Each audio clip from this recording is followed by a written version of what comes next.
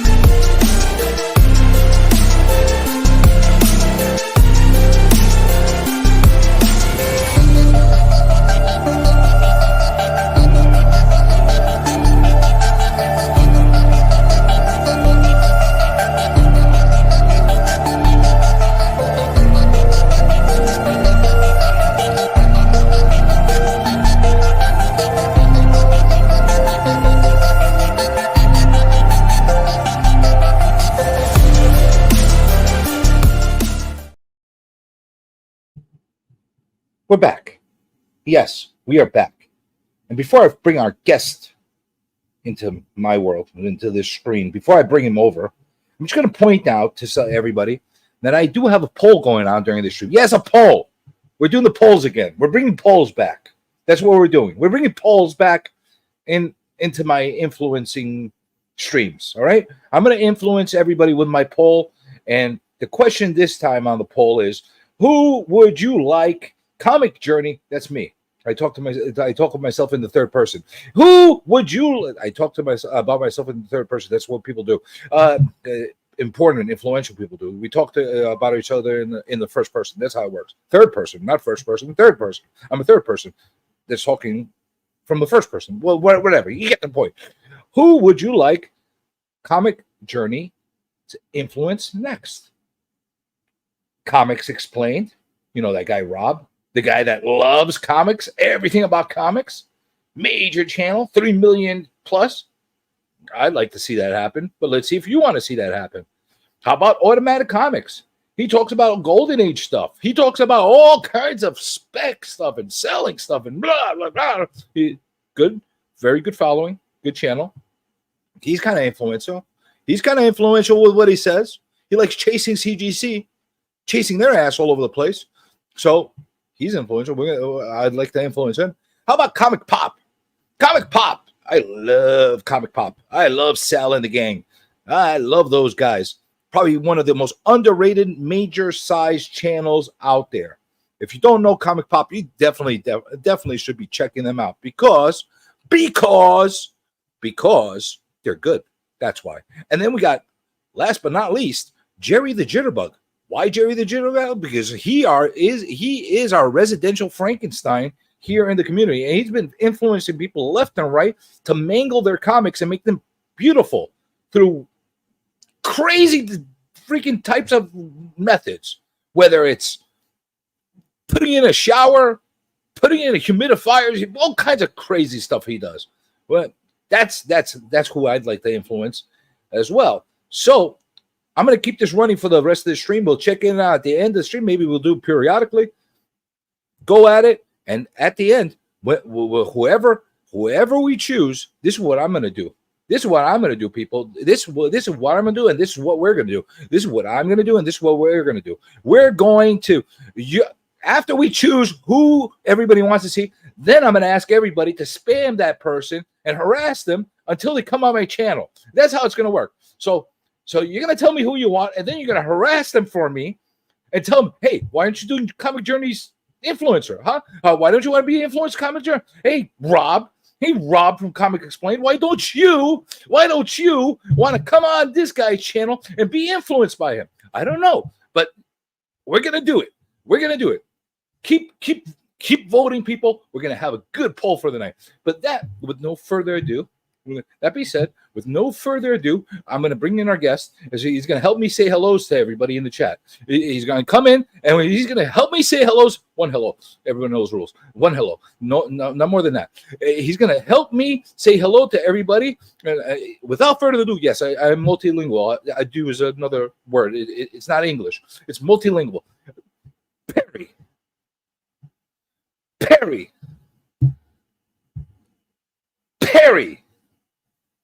Oh man, I feel like Beetlejuice. Yeah, so what it took three third time's a charm. Three tries and I showed up. I disappeared. Look how fancy I am. You saw what I just did? I lined you up inside the box, and your name is right under you. You see what I did? Oh, look at that! It's right there. Yeah, that's right. And then Comic like Journey's spray right paint too. Yeah, it's very fancy. I'm very technologically sound. I'm sure you could. I know. Listen, you're a very popular content creator. I'm sure you could appreciate my technical advances for YouTube and how special it is to do these kind of things for people, right? You like that, right? Oh yeah, dude. The production value is next level, dude. Like the intro you had, that is the greatest sticker person intro ever, dude. Period. Wait, hold on a second. Hold on. Listen, we're going about your sticker fetishes in a little bit. All right. Well, we're not going to talk about. You're not going to dictate how my freaking chat, how my interview is going to go. I'm going to talk about the sticker when I'm ready to talk about the stickers with you. All right? Boom. Love it. All right. Thanks for coming along. Yeah. Appreciate having me. I think it's well overdue. You don't do enough of these. No. When was the last time you had an interview? You don't do enough of them. I think I've done maybe 3 or 4. I think the last one was Wildebeest. The hell's a Wildebeest? He's like he was like a teenager kid, and he. I know that guy. I know that guy. He weightlifts and stuff. Yeah. Yeah, I know that guy. Yeah, he was doing interviews. He did. Yeah, he did one with me. I'm trying to think. A couple more people, throughout the years. Well, what about with this cult community over here? Who haven't you done any interviews with all these people over here? These people. No, like the last 2 years, I just hang out on Jig streams. We're gonna definitely talk about your jigs fetish. All right. I see a lot of jigsters in here. There's a lot of them floating around in here. Is that a good way to call the jig people? Jigsters? They're part of the kingdom. The kingdom. See what I did there? Jing's kingdom. They're subjects. So minions. Yeah, if you would. The Jig's minions. Yeah.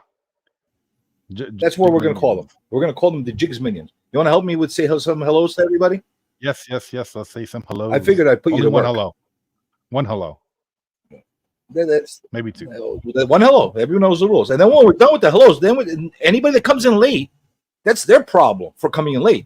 You miss your hello opportunity. That's it. Right? Isn't that how it goes, Perry? One hello. Everybody knows the rules. Wait, do you like it when people come in and completely disrupt your train of thought and your chat by just coming in and say hello? And then they start doing this. Then they start doing this. Hello, GT Comic. They're literally typing this out. Hello, GT Comic. Hello, Entropy. Hello, Lacrucius. Hello, John's Comics and Kids. Hello, Jig's Kingdom. Hello, John. That's me. That's you. I don't say hello to myself. And then they type, hello, Susie Q. And then they type, hello, Jerry. Do you get what I'm saying? Do you see what they do? And they disrupt your entire train of thought and they destroy your chat. That's basically what they do.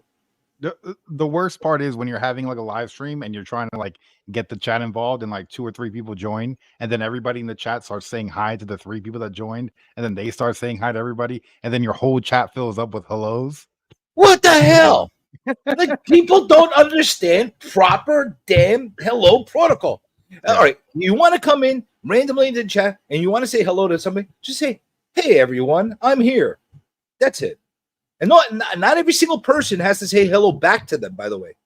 We acknowledge you. We know you're here. You just wrote hello to everybody. We see that. We don't have to say, "Well, thank you for saying hello to me. Now hello to you. Hello to you. Hello, hello, hello." It drives me bonkers. All right? It drives me bonkers. That being said, I'm going to take a word from Susie. Let's go. You know, because that's what the kids say. You know that, right? They say that? Let's go. I thought it was like, let's go. Oh, then maybe that's something newfangled. You're like a Mario thing. Like a Mario, like, let's go. You know? All right. Yeah. See, I'm learning. I'm learning from the youngins over here. Yeah. You know? You gotta have the skibbity toilet riz. No, this is all pre-recorded, Susie. We never do anything live on this channel. No, that's how it works over here. Looking forward to the upload. Who the hell are we uploading? Uh-oh. Yes, damn it! How many people are going to ask me if I'm live? Totally, we're not live. Are we live? Maybe we're live. Hopefully, we're live. And we got. Oh, look at this! You got World Order. You got all kinds of people coming in over here from Australia too. Yeah, all the kangaroo people. You got the Jigs Minions people coming in. Let's see who else you got coming in. Wow, I made the list of influencers. Appreciate that. Well, you don't have to thank me. Thank the people if they actually vote for you. And it's not up to me. It's up to them. I think you're worthy. Let's see if they think you're worthy. Now I just made everybody feel guilty because he's in the chat. So now they're gonna I have to kind of vote for him. Go vote for him. Now we're gonna have to vote for him because he's in the chat. He's gonna be like all like offended. If now, listen, here's the thing. All these people, I believe, are gonna eventually get on the chat. I'm on a mission to get as many influencers from our communities into this channel, and I'm gonna influence them all one influencer at a time. So whether you vote for one or all of them, they're all gonna get their own. We're just voting on who you want to see first. Sure. And then we got Ben Compton. What up, Benny C? Let's go, Perry. That sounds very. Go, man. Ben Compton's an OG right there. Straight out of Compton. Yeah, absolutely. And we got Vinelar. Hello. He's got the little Batman book. I like it. You know. I'm not familiar with the Vinelar, but now I am. Boom. And then we got Comics Embraced. Had to vote Jerry since nobody respects knowledge. And that's one to grow on. Yeah, there you go. Got a Hulk buster. I respect our knowledge. I am an influencer for Jesus Christ. Amen. Well, thank you, preacher. What's up, legend? He's legendary, dude. He's a legendary preacher here in the community. Oh, yeah. I don't know if you realize, legend, but I am YouTube Jesus. I'm not sure you know that. Legend's always spreads the gospel. Everywhere he goes, he spreads the gospel. That's right. I just tell you what to do. Like, old school Jesus. Do it. That's how we're gonna do it. And we got you're on a poll. Congratulations. Holy crap, how many messages are in here? It's a few of them. Holy crap. Hey, slow down with the message. I gotta catch up. And we got Bleecker Street Comics. Hello. What up, Bleecker? Bonjour. See, I know a lot of language. Oui. Oh, bonjour. Oh. Hola. See, I know Spanish too. Como tal? Hola. Yeah. Hey, TK's Bat Cave. You got TK in the house. That's your guy over there. Yes, that is one half of Two Real Entertainment. That's right. I'm sure he's going to come into the conversation shortly or later. Who knows? Listen, this might be a very long stream. It might be a very short stream. It might be a very interrupted stream, depending on what happens with the googly eyes. Perry was the first person to discover my channel in the community. Was that true? Yeah, I used to do a lurking stream. So I used to go out late night for like 4 or 5 hours, and I would just go on YouTube, type in comic books, sort by views, top to low, and scroll all the way to the bottom, and just find new channels all the time. What stood out at him? His rooster hair? What was it that got you? I don't remember. I'm trying to think. I know I got the clip somewhere. Yeah, some people got upset because like I would go on and I would probably like I would like OG Sticky Goose roast people at times, but it was all in like good jest, Dude, I want to get into that because that very well. I've done very similar things on my channel, and I don't know what the fine line is anymore as far as people getting a little perturbed. Yeah, that's a word. We're bringing that back too. Perturbed. It's a new one. Perturbed, yes. And we got okay, we can start now. TK has arrived. Okay. Is that your last minion that you were waiting for? Is that why? Yeah, that's TK. He always got my back. And we got Christina in the house. Hello. And we got the old wolf. He's saying hello to everyone. See what he did? He said everyone. He didn't say hello, Kenneth. Hello. He didn't say hello. Yeah, you almost caught me with a second hello. You're not gonna catch me. Almost. He always said what? No, we said hello to Vinlar too. I think we said hello to everybody already. But you get the gist. He didn't come in and say hello to every single one of these people. He just said everyone. And that's it. And good. I don't see anybody saying hello back to them.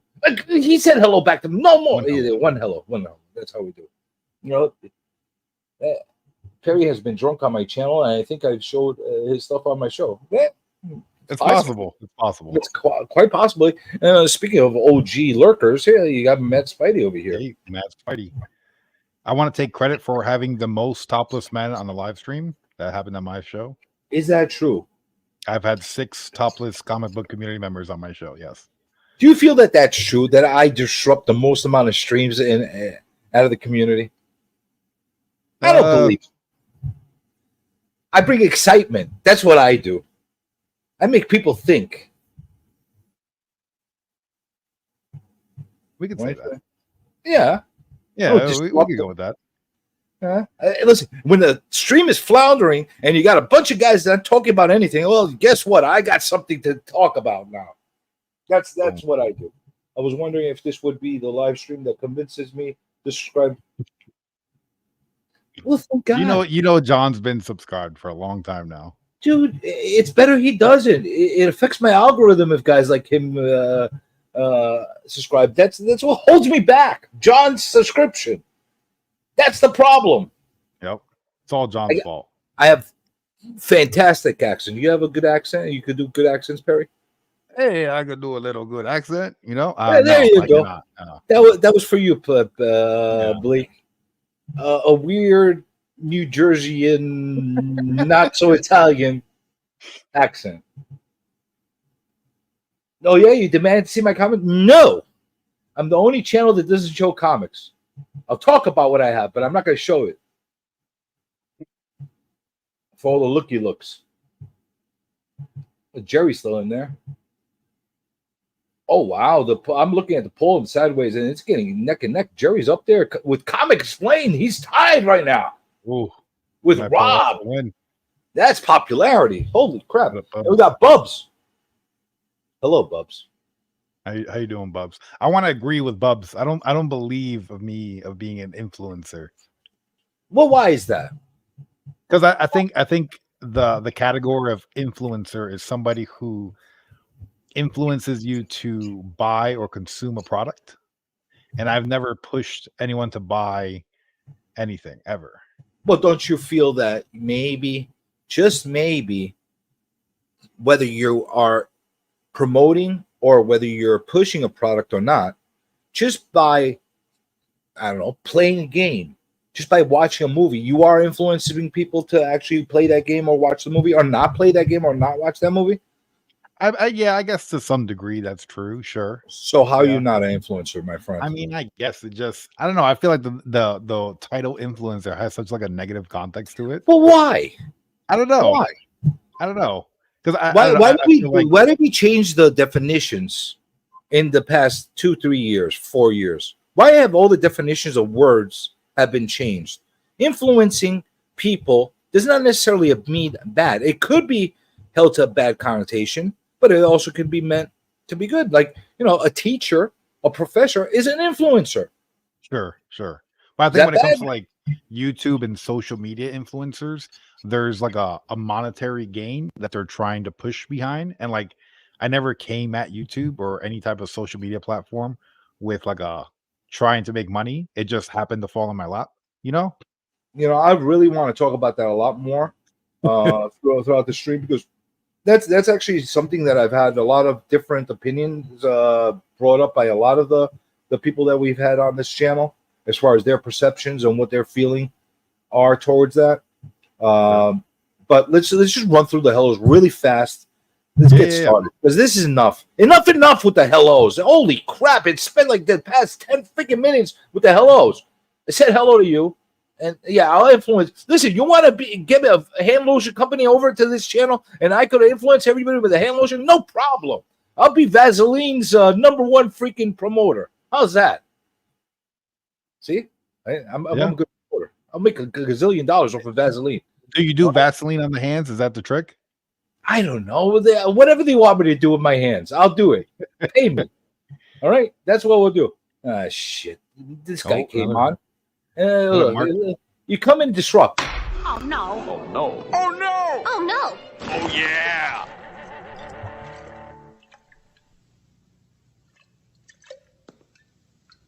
Okay, can I ask everyone to please stop saying "oh no" in this courtroom? Because the fucking Kool-Aid guy's gonna keep showing up.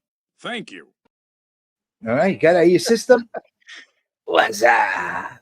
All right. Well, that. All right. We'll do for the what's ups. We'll because we're bringing back what's up. We'll tolerate those instead of hellos. Is it making a comeback? Yeah, we're bringing it back. Okay. Yeah, we're bringing a lot of things back. We're bringing all the good stuff back. Bringing sexy back. Uncensored nerds. Hello. And Papa Wheelie's in the house. And of course, I'm the only channel that gets freaking super chats from people and insults simultaneously. Thank you. I appreciate you. And happy birthday, Papa. Happy birthday. Happy birthday. Thank you. And I do not suck. You suck, birthday boy. But thank you. Thank you very much. My friends, I thank you from the bottom of my heart. I want to thank you much. Thank you very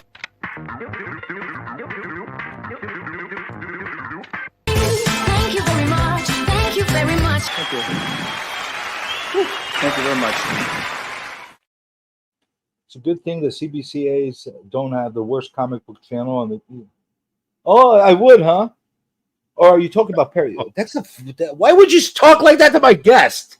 You see what he did there? It's an award, you know. You got to take what you can get. Speaking of Shattered Glass, he's one half of Whack Comics, and he is our Illuminati, not Illuminati. Don't get us confused. We're the Illuminati. We're the Illuminati shouting out a weekly channel. Every single week, we're shouting at a channel we want to help grow. And this week, we chose Whack Comics. Why? Because they're weird. And we like weird stuff. So go sub him up. If there's any mods in here, throw his link in there. But do it now. Do it after this stream. Don't. If you're into weird shit, go and drop him a sub. But it's so weird. It's good. You know that's beautiful. Those are the best. Those are the best. Yeah, absolutely. Maybe he is. We're gonna get to the bottom of that by the end of the channel. All right, I'm just zooming through everything. If I missed anybody's things, too bad. Well, Comics of the Voice. I don't know you. I am live, and thank you for joining us. Hello, and Nornrad. Hello. Insomniac Nation's in full effect today, even though it's not Insomniac hours. And we got, it's a cringe turn. The end. Yeah, you don't like you like influencer figure? No, you don't like to be called the influencer. Maybe you're not influencing anybody. If you were influencing somebody, maybe you would enjoy having that term attached to you, huh? You ever think of that? Holy crap! Everybody wants to poo-poo on everybody's else's pudding. What the hell's going on over here? We got Lisa in the house, and we got Digger Jim. Hello, and that is it. No, done. We're done. No more hellos. No more. No more hellos. Anybody that's got a question, and if I'm not answering a question, I'm looking at anything as long as it has a question mark, and I'll star it. We'll ask it towards the end. How's that sound? Sounds good. Whether you like it or not, that's the way it's going to work. Because now we're going to talk with Perry. Perry, we're going to talk a lot of things. We kind of like, touch the tip on a couple of things right now. But before we do that, I want to kind of introduce you to like anybody that doesn't know you and your channel, because believe it or not, people don't know big channels or fairly big channels or medium channels or any kind of channels because it's a big YouTube world. And I'm amazed sometimes when even you see some of these 5 million, 10 million sub channels and nobody knows them, unless you're like a little kid or Coco Melon or something like that. But I'm just saying, like you think that a big channel like that would bring awareness, but it's a weird community here in YouTube. So for everybody that doesn't know, Perry does comics, and he's got a channel called Perry's Comics. Perry Comics, not S. Perry Comics. Why no S? The comics don't belong to you. You're just naming them after you. Is that how it works? No, I think there was a Perry Comics or Perry Comic, something like that. It was like a religious thing, like a church. And when I was trying to sign up to the name and stuff, and so I just got Perry Comics. Like, let's do this. This works. Okay. Yeah. And then you got Perry's Gaming. Perry's Gaming, yeah. Yeah, you got Perry Gaming. And then you got Two Reels Entertainment. Yeah, the newest one. The newest one. So you cover comics, you cover gaming, and you cover shows and movies and all kinds of stuff through that entertainment one, right? Yeah. So the Perry Comics, that's a funny channel. Even though like it got me the little play button, which was my ultimate goal on YouTube, was to always get one of those.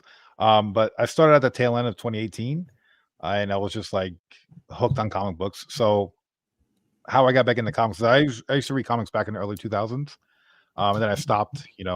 Life happened, became an adult. But my girlfriend bought me Call of Duty, a collector's edition to the game, and there was a comic book inside, a Call of Duty comic book, and I started reading it. I was like, I wonder if there's a comic book shop near me, and I found one. Went to the shop, came home, then I went on YouTube, typed in comic books, found Comic Tom, and I was like, oh, this is kind of cool. Like people do comic book videos on YouTube, and I've dabbled in YouTube throughout the years, but I never really did anything like crazy. So I started a comic book channel. I did that, and then towards COVID, I did reaction videos, and then some of them blew up at the start of COVID, and then I started doing movie reactions and stuff, and that kind of took a life of its own. Yeah, and then I got bored of that. I'm like, let me play some games. Then I did that, and that one did pretty good. And then I was talking to a buddy. I'm like, we should both do movie reactions. So we started a new channel where we just sat down and watched movies and TV shows. So that one was this past year, right? You started the movie one? Yeah, Two Real started in April. And in the first 30 days, I think we had 1,000 subs. And then the first 60, we hit, I think, 3,000. So that You took off think pretty it quick. becomes easier and easier every time you add a new channel? Yeah, I think once you know like how to like work YouTube, you could pretty much get monetized on any channel pretty quick. Like the gaming one, I did the gaming one, and that got monetized pretty quick. And I think that's at like 13,000 now. And that's just me just hanging out, playing games, just having fun. Like there's like zero Hold on a stress. second. You're Yeah. saying there's a method to your madness? You actually know Yeah. what you're doing? yeah, Holy pretty crap. much. Yeah. Newsflash, people. You see that? People actually know what they're doing on these channels sometimes. Look at that. Yeah. Yeah, the proof is in the pudding. Yeah, I mean, like that was the whole thing. Like I was doing the movie reactions, and I kind of got bored of it. Like, I mean, the views are coming in like crazy, and I was making a little bit of money on the side, and everything was cool. I was like, I'm kind of bored, and I haven't been able to play games in a long time, and I kind of want to play games. But if I'm going to play games, I might as well stream them. and I don't want to stream them to my main channel, because I did that like 2 or 3 times, and the whole chat was filled with what's the next movie you're gonna watch? What do you think about this movie? And what I'm like, I don't want to talk about movies. I want to talk about games. So I made a new channel. I'm just like, let me just see if I could do the same thing, but with a gaming channel. And I did. And I was like, holy smokes. All right. So it's not just luck. It's like there's actual method behind it. Well, the algorithm gets all screwed up when you're like one of these variety show channels, right? When you have too Sure. many different things going on the same channel. Yeah. Sometimes, unless you're one of the OG ones that could get away with that and have enough of a following to build off of whatever you put on there, people are going to watch. You kind of want to separate major genres away from each other, right? Like comics and gaming is two very distinctly different communities. Some of them cross over, but they're really very polarized as far as like the following that you're going to get if you're making a brand new channel today, right? If you do a gaming channel, you're going to get a whole different group, and if you do a comic channel, you're going to get a whole different group. Yeah, absolutely. 100%. So which one of the three do you enjoy the most? Probably the gaming channel. The gaming one? Is it just because it's more like you're just having fun playing games the way you normally do and bullshitting with the chat while it's going on? Yeah, so like I started before games started going crazy in price. I started buying like a bunch of video games, and then I did my new channel. My first video was like all my PlayStation 2 games, and then all my Xbox 360 games, and those videos kind of blew up. People were like, "Oh, we like your collection." I'm like, "Oh, that's cool," but I'm not gonna do like collecting videos or like CGC grading my games. Like that shit to me is boring as hell, dude. Like even like degraded comic books, like I don't give a shit, dude. Like I just want to read the book or play the game. I don't care Yeah, about you're like, a hobbyist. yeah, I'm a You're hobbyist. a hobbyist and you're a gamer. Yeah, You're not a collector. You're an enthusiast. You're a hobbyist, and you're a gamer. So that makes you very different from a lot of the people even watching right now in this chat. The collecting part of it is part of the game. You have no attachment to a lot of the stuff. Like I've heard you talk about getting rid of stuff like you don't care about it anymore, and you just move on to the next thing. yeah, and I don't try to like price gouge my stuff and go on eBay and try to get the highest. Like I just take a whole box and go down to my LCS and be like, hey, just give me some store credit, or take it down to the retro game shop and be like, hey, just give me some store credit so I can buy some of the cool stuff. Like I don't really care about like trying to nickel and dime. And no, if he can make some money off of what I brought in, cool. If not, oh well. Like I'm not trying to be one of those sellers and stuff like that. I mean, there's a lot of cool people that do it and they fund their whole lifestyle like that. I think that's awesome, but I can't. There's like not a salesman bone in my body, dude. Listen, I can't do it at all. if the sales model was part of your channel, I could understand that. Yeah. Like if you were like a collectible salesman or like a retail shop or something like that, yeah, I get it. That makes sense. But when you're the random guy that's doing like eBay stuff and like whatever, I don't get the point of adding that into your content. It kind of takes away from your content, in my opinion, when it comes to that. So, you're not exactly like super old school, but like some of the YouTubers that are circulating. But at the same time, you're not a new jack either. You're pre-COVID. You're not a COVID baby. Yeah. No, pre-COVID. Yeah.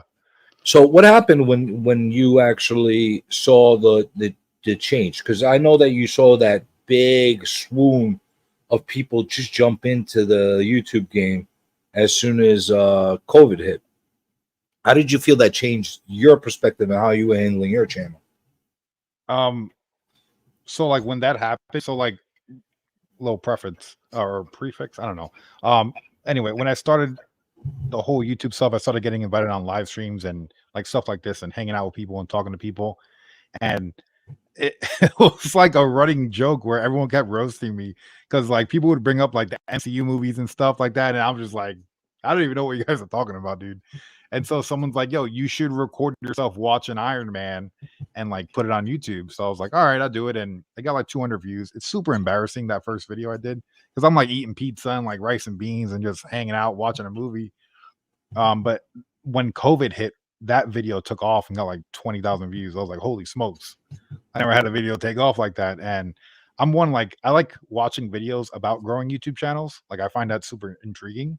And then one thing that always stuck in my mind, whenever a video pops, double down on it. So I was just like, all right, I'm just gonna sit down and force myself to watch all these Marvel movies and react to them and kind of like put the comics to the side. Because I mean, Diamond already stopped shipping out books.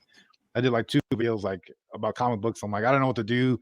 My shop's still open. There's no new books, like I could read trade paperbacks, but at that time I was just like showing haul videos and doing weekly reviews. And we had a new comic book day show where we were talking about new books, but there was no new books. So I'm like, all right, I'm just gonna do the whole movie reaction stuff. And then everyone else on YouTube was just doing auctions.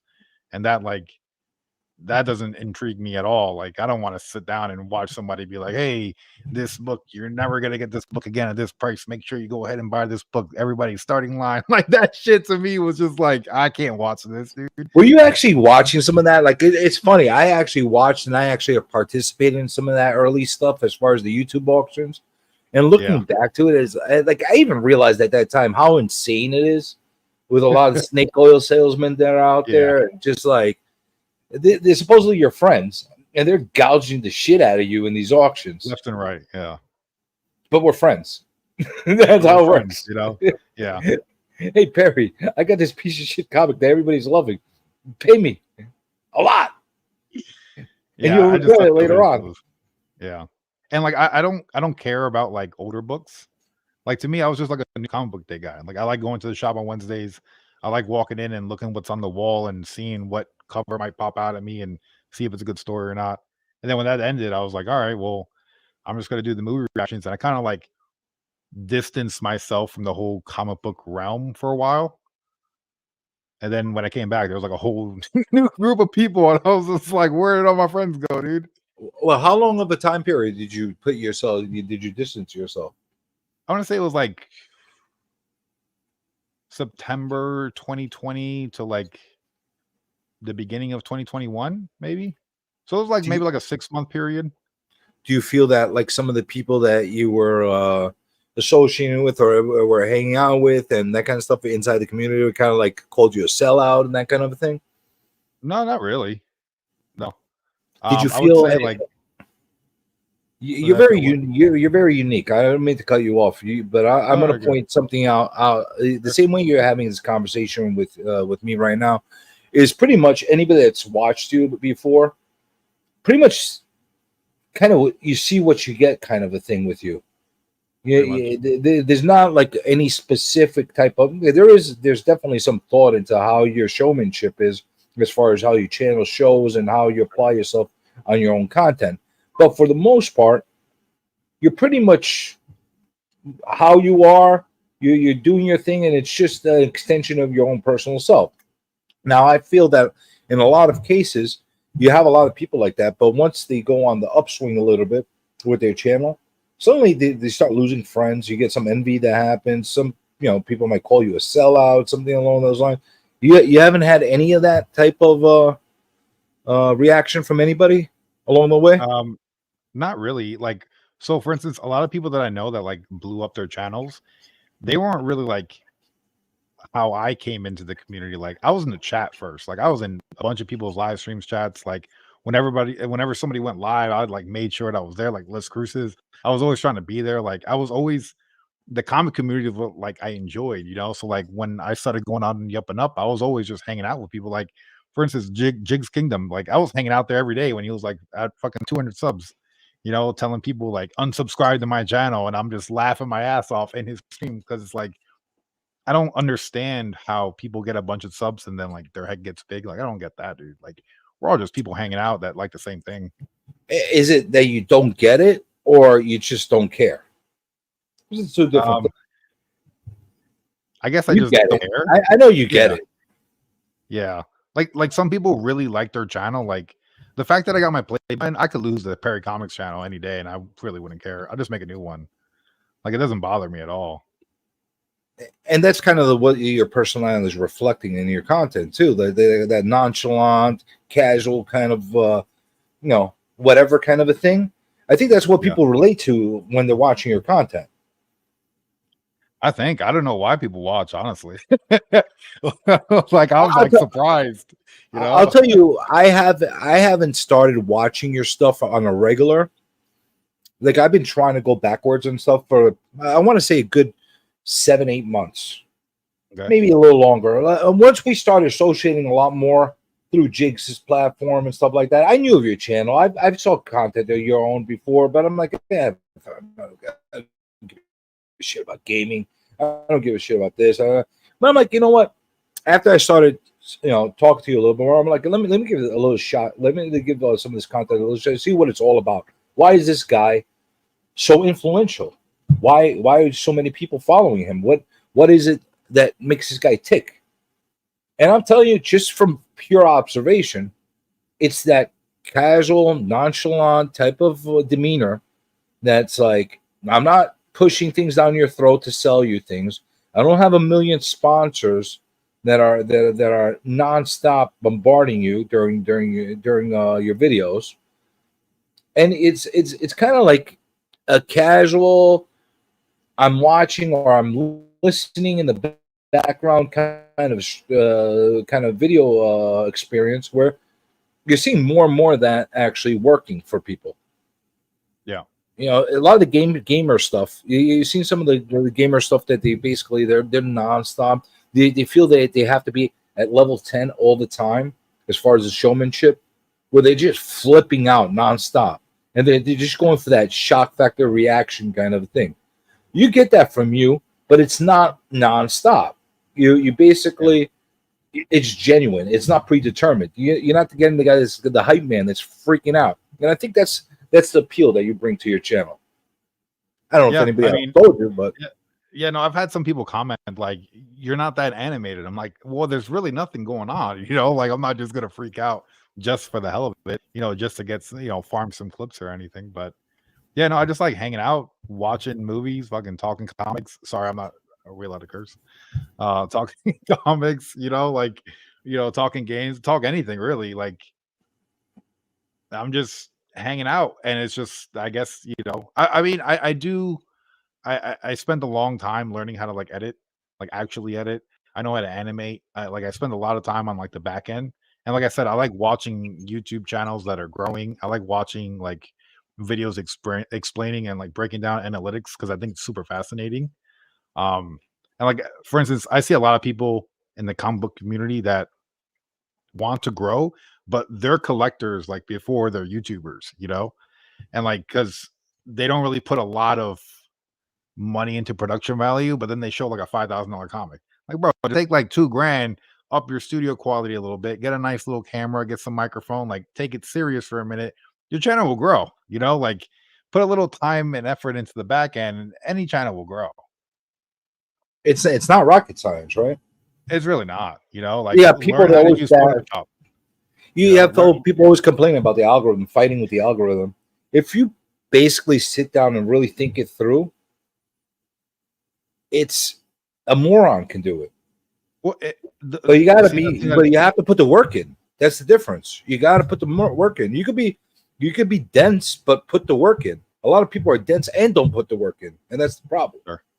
Well, I've seen a bigger YouTuber, and he said, if you replace the word algorithm with audience, your mindset on this thing would change. Because it's not the algorithm that's not putting out your video; it's the audience that doesn't resonate with it. Like they're not into it. Like that's just what it is, dude. It's like if you go to a comedy show and you're not funny, dude. It's not that you're super funny and the club doesn't like you. It's like, no, dude, the last 15 clubs you went to all around the state didn't think you were funny, dog. Maybe you're not funny, bro. Like it's not rocket science. Unless you're looking to not be funny. Yeah, because you do have those comedians that do it for their amusement, and they think it's funny as hell that they're pissing everybody off. Sure. Kind of like what I do. But, to each their own. But if you want to have a successful channel, you want to have to, you want it to properly grow, there are certain very basic guidelines you have to go by. Do you feel like a lot of people ask you these things as far as to help them grow their channel? You tell them the advice, and then it all goes in through one ear and out the other?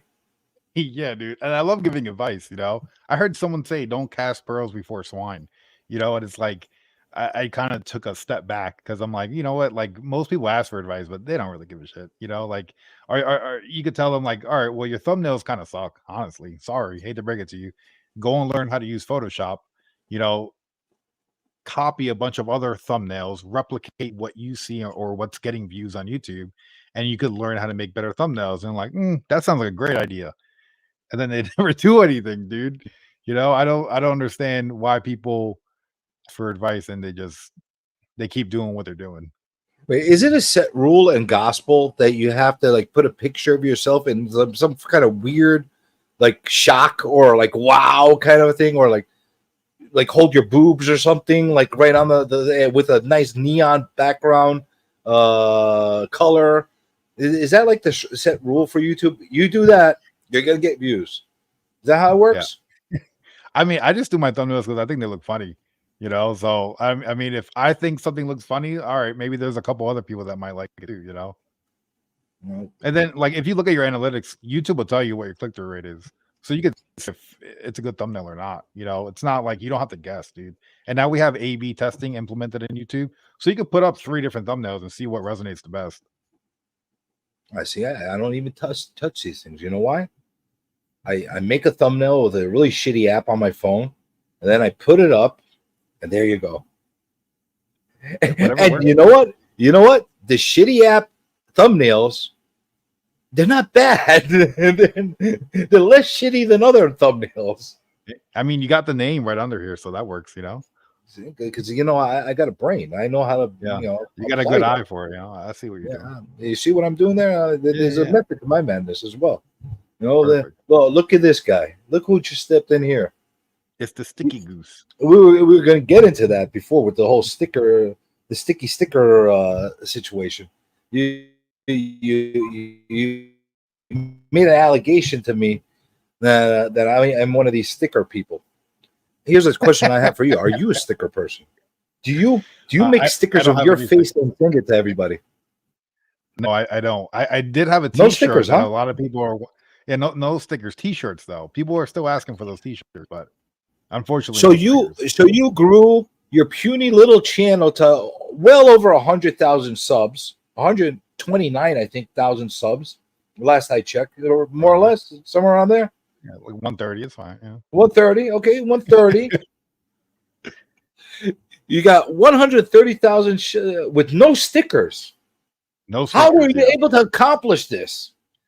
I don't know. I don't know. I don't think stickers are the key. I don't think stickers. I thought the rule was stickers. You have to make a sticker to grow your channel. That's what everybody's telling me.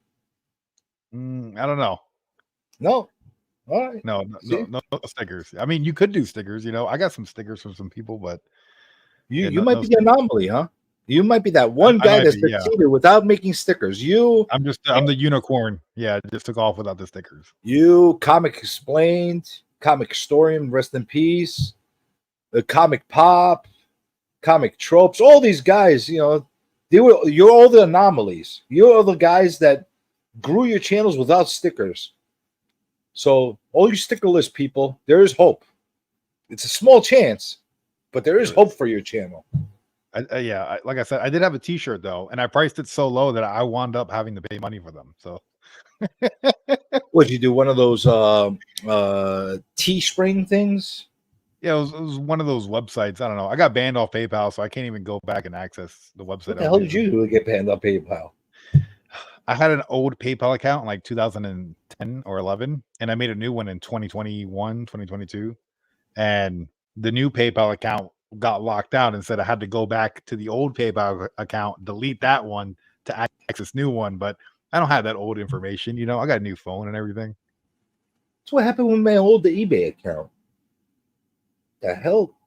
It's authentic. My arms are. Listen, my girlfriend has no freaking complaint about my arms. I'll pick her up and drag her around all over the freaking room with these linguini arms. All right, she likes my linguini arms. All right, but this is not about me and my arms. This is about Perry and his arms.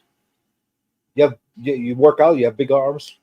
I mean, no, I don't work out. I got a Band-Aid. That's about it. Well, did you want to become a minion in the Jigs Kingdoms, Sticky? I know the ruler. I could make the introduction, and he could make you one of his minions. You could be the royal goose. How's that? The golden goose. We could turn you into Goose royalty. That would be fantastic. He hasn't been doing anything controversial since the sticker fiasco lately. What the hell is up his sleeve? The Goose. Who, Sticker Goose? Yeah, who knows what he's up to? I called him Sticker Goose, a Sticky Goose. Yeah, well, he is Sticky Sticker now. Like that. I will say, I watched the original video when it went up. I know he did like a recut. I watched the original one with my girl, and we both laughed. You know, I know some people found it like mean spirited or whatever, but I thought it was funny. Dude. Okay, 130. I got it. What the hell's the difference if it's 129 or 130, man? What the hell? All right, 130. Is it over 130 so I can say the exact number? Okay, it's 130, 192. There you go. Yeah, There's a number. It's always doing stuff. I haven't even uploaded it in a while.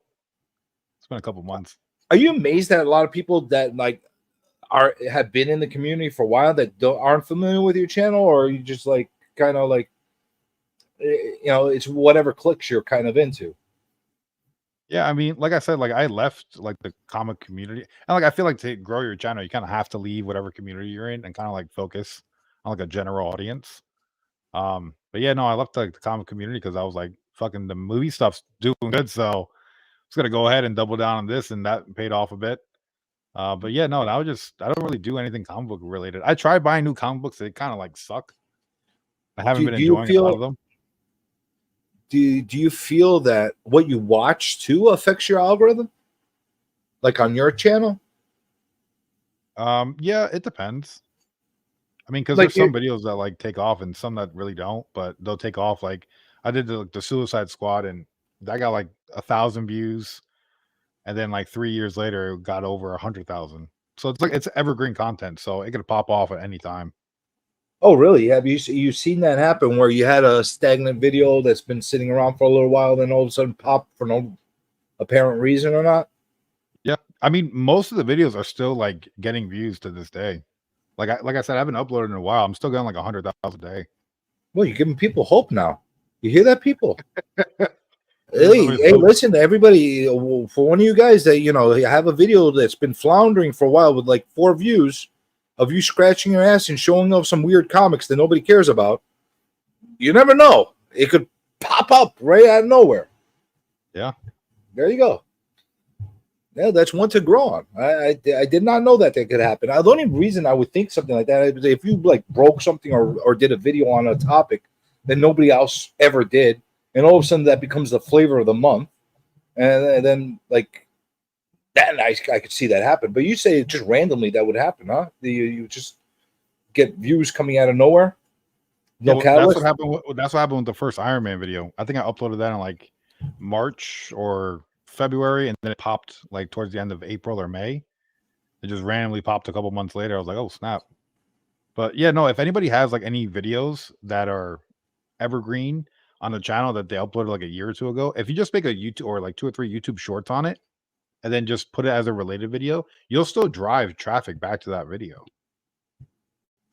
Is that really something that you take into real consideration every time you make videos as far as wanting evergreen on content? It makes sense to yeah, but is it like, do you consciously go out and say, I want to try to make X amount of my videos evergreen?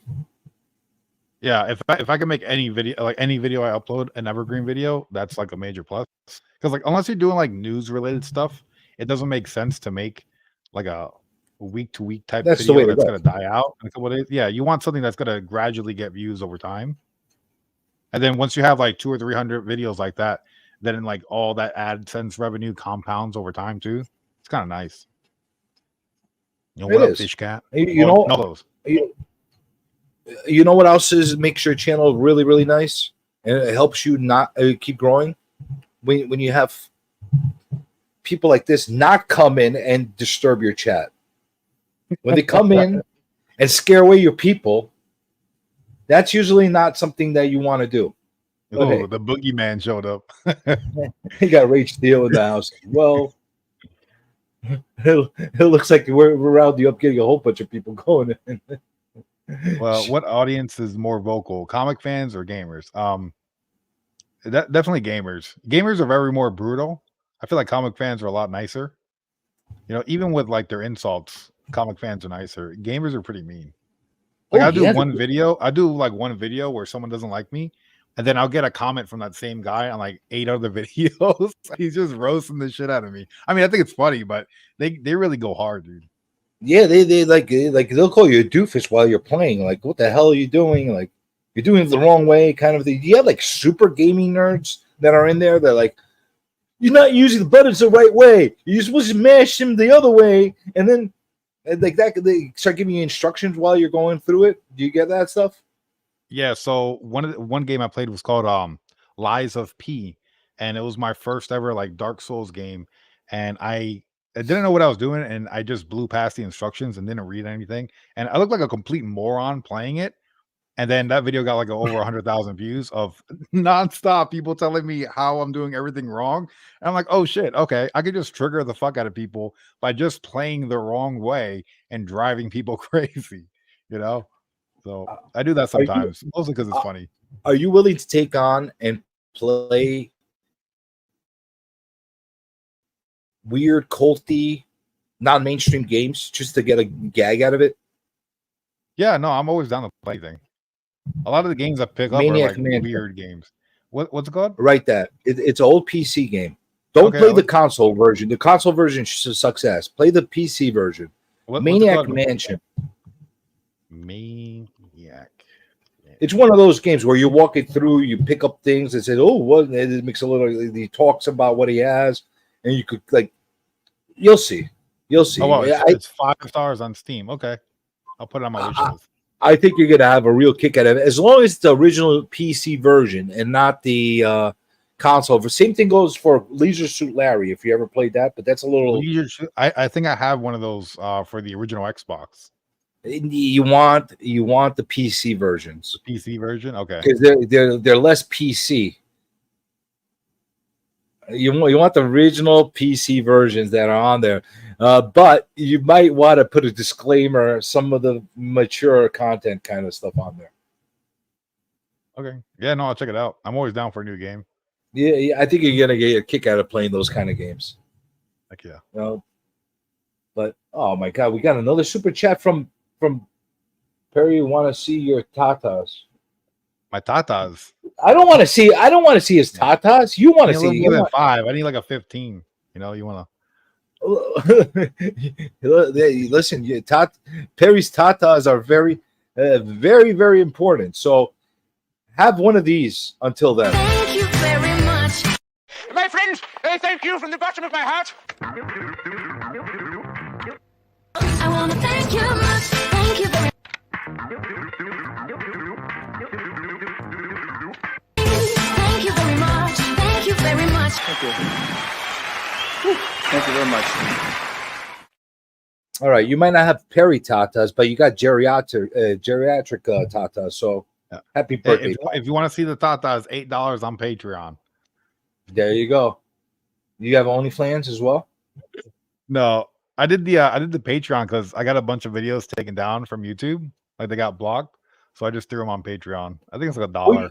You were able to pull that off. That was the one thing that the only reason I'd ever make memberships on YouTube for content would be if I was able to allow people to see the blocked stuff.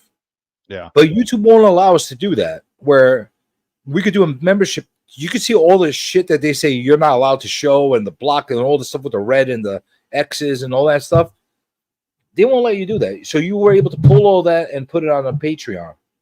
Yeah, I just throw everything on my Google Drive and then I upload that file to the Patreon, and it works fine. And see, that's why you have a successful channel, and mine is like weird. So you know, maybe I should do that next time. Maybe every time I have blocked ones, actually save them instead of just deleting them out of frustration, saying "Go to hell, YouTube," and and keep them for a Patreon. Maybe that's what I should do. Yeah, man. Yo, people like the Patreon. I was surprised. The first month I made Patreon, I made like $1,000. I was like, what the hell is going on, dude? See, Like it I'm was bananas, dude. I'm not a fan of memberships in general. What are your feelings on them in YouTube? I mean, I guess it depends. Like if you have like a set goal, like for instance, when I made the comic book channel, my monetization goal was to make like $200 a month, so it'll pay for my comics, and I'm cool. So yeah, that's why I had like the memberships and stuff and the super chats, and like I got to like that $200-$300 threshold, and then it just paid for my comics, which then I would talk about the comics I picked up and stuff on the channel. So it kind of just made sense. But I think the memberships are fine. Like if you have like $1 membership, So you had and you have actually like had special emotes. this, but do you believe in putting the same content out there for people that are paid and people are not paid? That's where I have a problem with memberships, where you're giving the same exact stuff that is open to the public to people that are paid members. They're supporting you. Yeah, I like the way that Twitch does the memberships, where if you subscribe to a channel, you don't see any ads. I think YouTube should have that same thing. If you're like a $4.99 a month member, then you don't get any ads in the video. I feel like that's a good give and take. There's another thing that Twitch does that the YouTube doesn't do that actually is really, really nice, where if you take a Perry emoji from your channel, you could actually use that on other people's channels.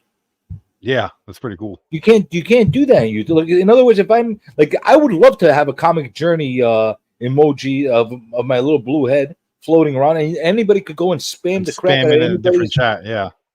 Yeah, they should do that. I don't understand why they don't do that. It makes no sense. Oh, you're in trouble now, Perry. What do you mean? Hey, he's all paid up. You promised some tatas, so I don't know what you're gonna do about this now. Did you say tatas or tats? I have a tattoo. I'm all out of old. Look, man, the last time somebody maybe paid, go that route. the last donation I got was $50 for someone to take my top off, and someone else on my panel did it. Look, Papa, I'm gonna beat your ass in poker. Okay, keep talking shit, dude. All right, you're gonna have to figure this out. I'm keeping the money. I'm not giving it back to him. You guys figure it out. I don't get any money out of this. Money's mine now, and YouTube's and mine. It's not going back. But you're gonna have a mean guy wanting to run you over with his wheelchair next time he runs across you. He wants to see the Perry tatas. So niggas are gonna have to figure that out. And I'm all out of geriatric boobies. So good luck with that one. So it's kind of weird. It's kind of weird, the dynamic that is he freezing? Did you freeze? Is he freezing? What's going on? I just feel like you keep freezing for some reason. I'll make sure to keep moving, dude. I'm just saying, like, you just. Why don't get the hands? I can't do the hands, man. You can't always tell when I'm moving around. Well, that's my only way to show signs of life. If I did this all the time, you kind of look like an alien, like the face coming at you. It would look like an alien, but you wouldn't want you'd be kind of freaked out. Like if I was on a stream with you and you saw this and it didn't move. Yeah, it's a bit freaky. What the fuck is going on with Journey? There's something wrong going on. He's got atrophy in the hands, or he's frozen. I don't know what's going on. Jeez, we got another super chat here. There you go. Thank you, Collecto. All right, I'm gonna pull. You know what? Just for that, we're gonna unretire our thank you. We'll bring it back. Very much. My friends, thank you from the bottom of my heart. I want to thank you much. Thank you very Thank you very much. Thank you very much. Thank you. Thank you very much. Much appreciated for the support. I guess it's the Perry effect. You come out to my channel and people throw money. Like a strip club. Hey, listen, if this keeps going, I'm going to have you on very often. I want to make money off of you. Why do you think Jigs has me on every week, dude? So tell me a little bit about that. I don't think I need to ask you what's your favorite channel like daily. I think we all know the answer to that. Jigs Kingdom, right? Yeah. And if nobody subbed up to Jigs, you're better off subbing up to him and going into his Discord, because he's all into the Discord now. And check him out. Very interesting channel, almost like a parallel version of what we do here on this channel in the midnight hour, right? We're kind of like two ships sailing in the night, kind of a thing, right? More or less. Yeah. Very very parallel, very similarly not similar. That's what I would call it. Different cast of characters, but definitely same kind of vibe. So definitely worth the watch. Give him some love. But that's definitely your channel. I'm assuming that's your favorite channel other than your own to dwell in, right? Yeah. What made that connection between you and Jigs? Why do you have that like Abbott and Costello kind of thing going on between you two? Abbott and Costello. I'm trying to think exactly where it started. I can't remember. I feel like when I came back to the comic community, that was like one of the places where I felt accepted almost, and like, how do you say that? That wasn't an auction channel, where like there's been a few other hangout streams that I've jumped on where people are like, so this book just went up by 4%, this new CGC, but if you get and I'm like, dude, I don't care, dude, I don't want to hear about this shit. And like Jig's Kingdom is a place where you don't gotta hear about that shit. I mean, maybe sometimes somebody comes on the panel and starts talking about fucking graded books and shit, but you could go on his channel and it's just like relax guys hanging out at a bar type of vibe, shooting the shit, nothing serious, and then it doesn't end. Like a lot of live streams end. I mean, not yours, but like a lot of live streams would end around 10, 11 o'clock, and Jigs is going on till 4 in the morning with guys getting pissed drunk, yelling at each other, and then 20 minutes later, everything's all good. You guys fill the void. That's basically what happens. Yeah. And you guys do it on the regular. You do it multiple times a night. I personally don't have the work. Work has a big factor to do that, and Sure. Every so often I want to have sexy time with my girlfriend at nighttime. So that it doesn't really work for my lifestyle to do it every so often. So you guys fill a necessary void, because I feel that the nighttime streaming community is not really full. There's not a lot of stuff going on. There's no action. There's no actually good content out there that people could get into. They need channels like this to give them that you guys say bonker stuff a lot of times. A lot of times you get into deep conversations about crazy stuff, good stuff, weird stuff. Sometimes it gets political, sometimes it gets everything. Rap. Who's the best rapper? It doesn't matter what it is. I've joined you guys plenty of times on that. It's a good vibe, good feeling, and very little BS. Yeah, it kind of reminds me of, so when I was doing the comic book channel on my channel, I used to do hangout streams, and we used to do the same thing late night. Drop the link in the chat. Anybody join? If you're a new face, even better. We used to have like Disco After Dark, Discovery Bay Comics used to do like a Friday show at nighttime. Like there used to be like a lot of nighttime shows, and like the newer wave of YouTube, there's really not anything like that. So like Jigs was for me like the last hurrah that was left, so like I guess that's kind of like why I gravitated over there. And he's really cool, dude. Like you don't give a fuck. Like there's no like, hey, you don't. It's like, yo, that's just, people are different strokes, different folks, and it's kind of like I kind of like that. Like there's no like gatekeeping. Like if you want a link, send me an Instagram message. It's like, no, like click the link. You never been on a channel before, jump on, let's talk for a minute. It's kind of cool. I like it. No, he's definitely a good guy, and definitely worth a watch. But why did you never take that route of like continuing that streaming format or late night stream? I know that it doesn't fit your model, but why not make a streaming channel the way you have other channels?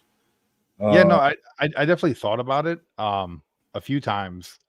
I tried doing it again on my main channel, and it was like full with, it's like a whole different audience of people. And it's like before I used to know every single person in the chat, and it's like now I don't know like a single dude. I'm like, this is weird. So I didn't like the whole influx of people. It was super odd. But no, I thought about doing it, but I'm like, Jigs is doing it, and I don't have to be in control. I could just hang out. Perfect, Yeah, but wouldn't it make sense? Like All right, so here's the dynamic. Maybe people don't understand what your situation is. Sure. You got the channels. They're good channels. They're monetized. You're making some decent change out of those channels right now. Is it enough for you to be able to live off of without having to work another job? At one point I thought so. But then things like went down. But yeah, no. I mean, maybe if I took it serious and like did like the 8 hours a day, like commitment nonstop working at it, probably. But no, like where it is now, I'm happy that I have my job. I get to work from home. I could do stuff at night. I could do stuff on the weekends. And there's no stress, you know. There's an old school guy. Yeah, the Rod the Speaking of freaking old Rican school, dude. there's That's one of the first guys that had me on. Me and him had a weekly show with rest in peace, the comic jabroni. We did a buy or pass new comic book day. So we talk about what books to buy, which ones to pass on. Yeah, Rod's the original influencer for me. so you never you thought about it, but you never went that route as far as just giving up everything to just go all in on YouTube. So how do you look at a situation like Gem Mint, who did that, and it's kind of like having to like pull back again now because obviously the grass is always greener on the other side. I'm not saying that what he did was a wrong decision. It just didn't work out. Like you wouldn't want to do that to yourself, to put you in that as a position ever, or is it something you think you're going to do down the line? No, well, I have like my girl and 2 kids, so like I don't like if it was just me by myself, I'll go all in. But like I don't want to gamble and affect other people's lives, you know? So like if I could sustain this and not have to work, we'll see. Like if I could go 12 months and I'm making more money every month, hand over fist, maybe I'll think about it. But no, like I'm content with the job I got, and the YouTube stuff's cool. But yeah, no, I haven't really took it that serious, I mean, it's cool what Gem Mint did. I think Gem Mint probably should have stayed where he was, maybe instead of like buying a bigger house and stuff like that. Because you never know with YouTube. I mean, channels could get shut down for anything, dude. Someone could send a strike your You way get for canceled. whatever. Yeah, I they had a cancel couple for anything, of you never know. I had a couple of real estate channels that they deemed controversial, and it was all real estate related. That Yeah. I got canceled. That were freaking thriving like 3 years ago. It is what it is. You don't know. Like there was a couple of channels I was making some decent change off of every month. I was like, holy shit, I'm just doing what I'm normally doing, and I'm promoting myself, and I'm making money out of it. I was like, yeah, this is hell yeah. No hell yeah. YouTube said no, you no more. But you get what I'm saying. Yeah, like I like people that are a little grounded as far as taking that approach, but at the same time, it is a risk game. Sure. And if you take the risks and you don't believe in yourself enough to really take that thing and actually put the extra work into it and that kind of thing.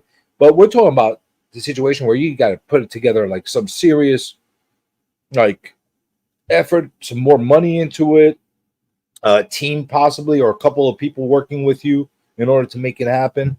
Which kind of brings me to your last channel, your last venture that you just started. And it is a little different. You're not solo anymore. It's not the Perry show anymore on this channel. Now it's you and TK.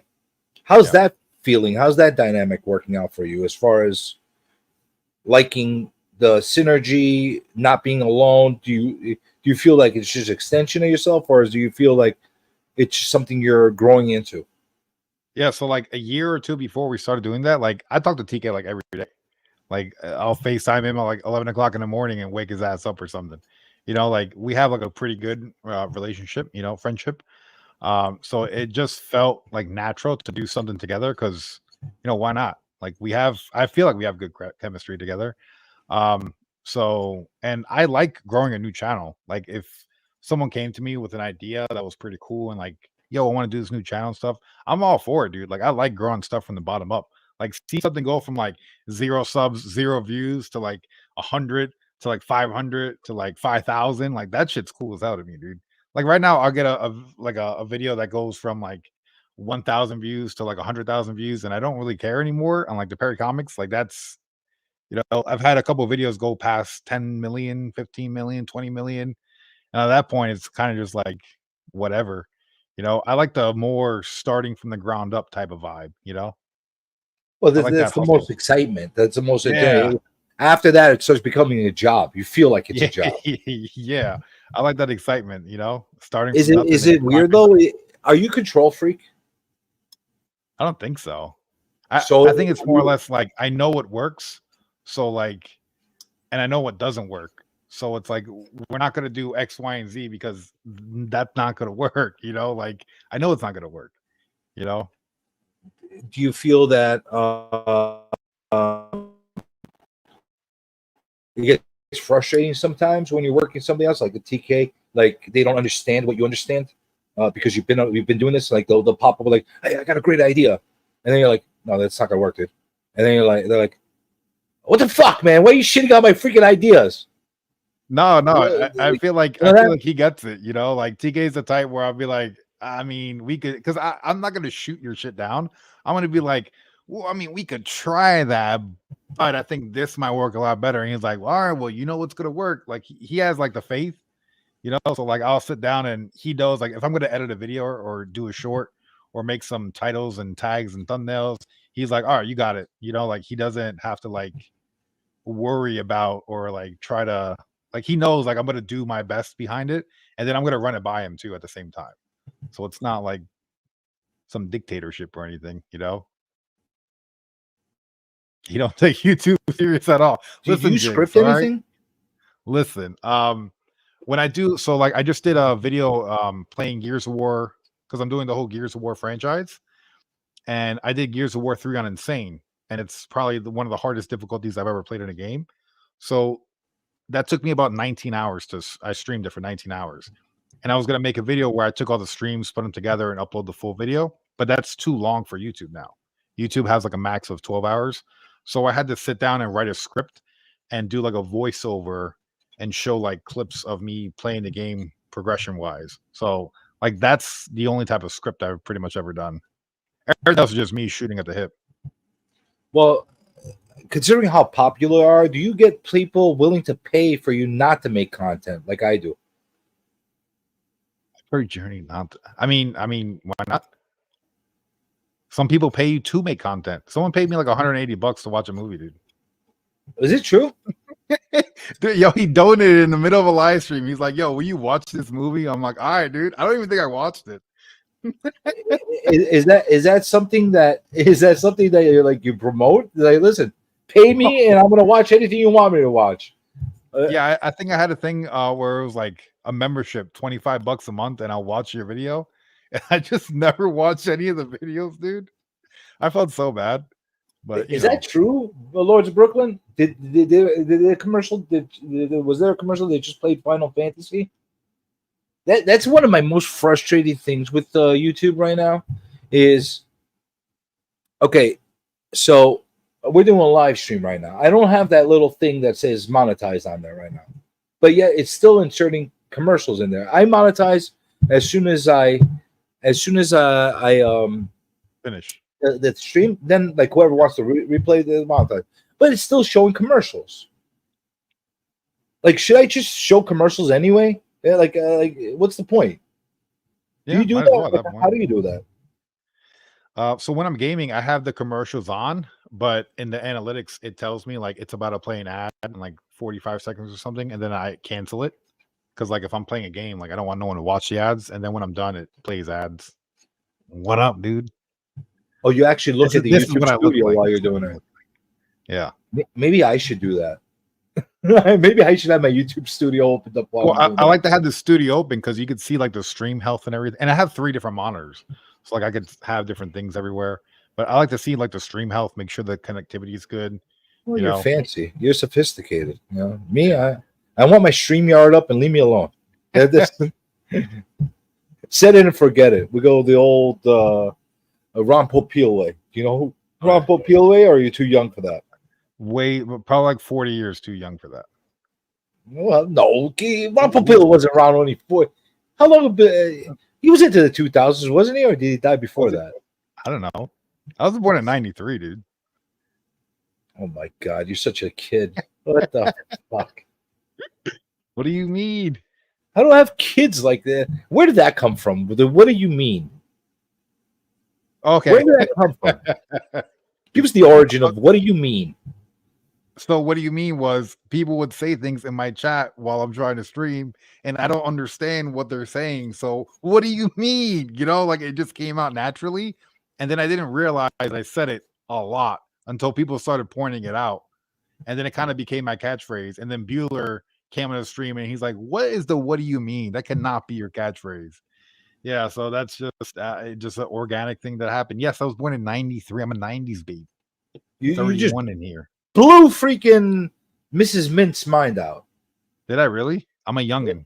Yeah. A young And- buck. and- No, I'm and- getting old now, dude. And Katie thinks you're lying. What do you mean? I don't know. What do Lies. you mean? I don't understand. Lying about what? Lies. Lies. All capitals. Lies. That's how it works. What do you mean?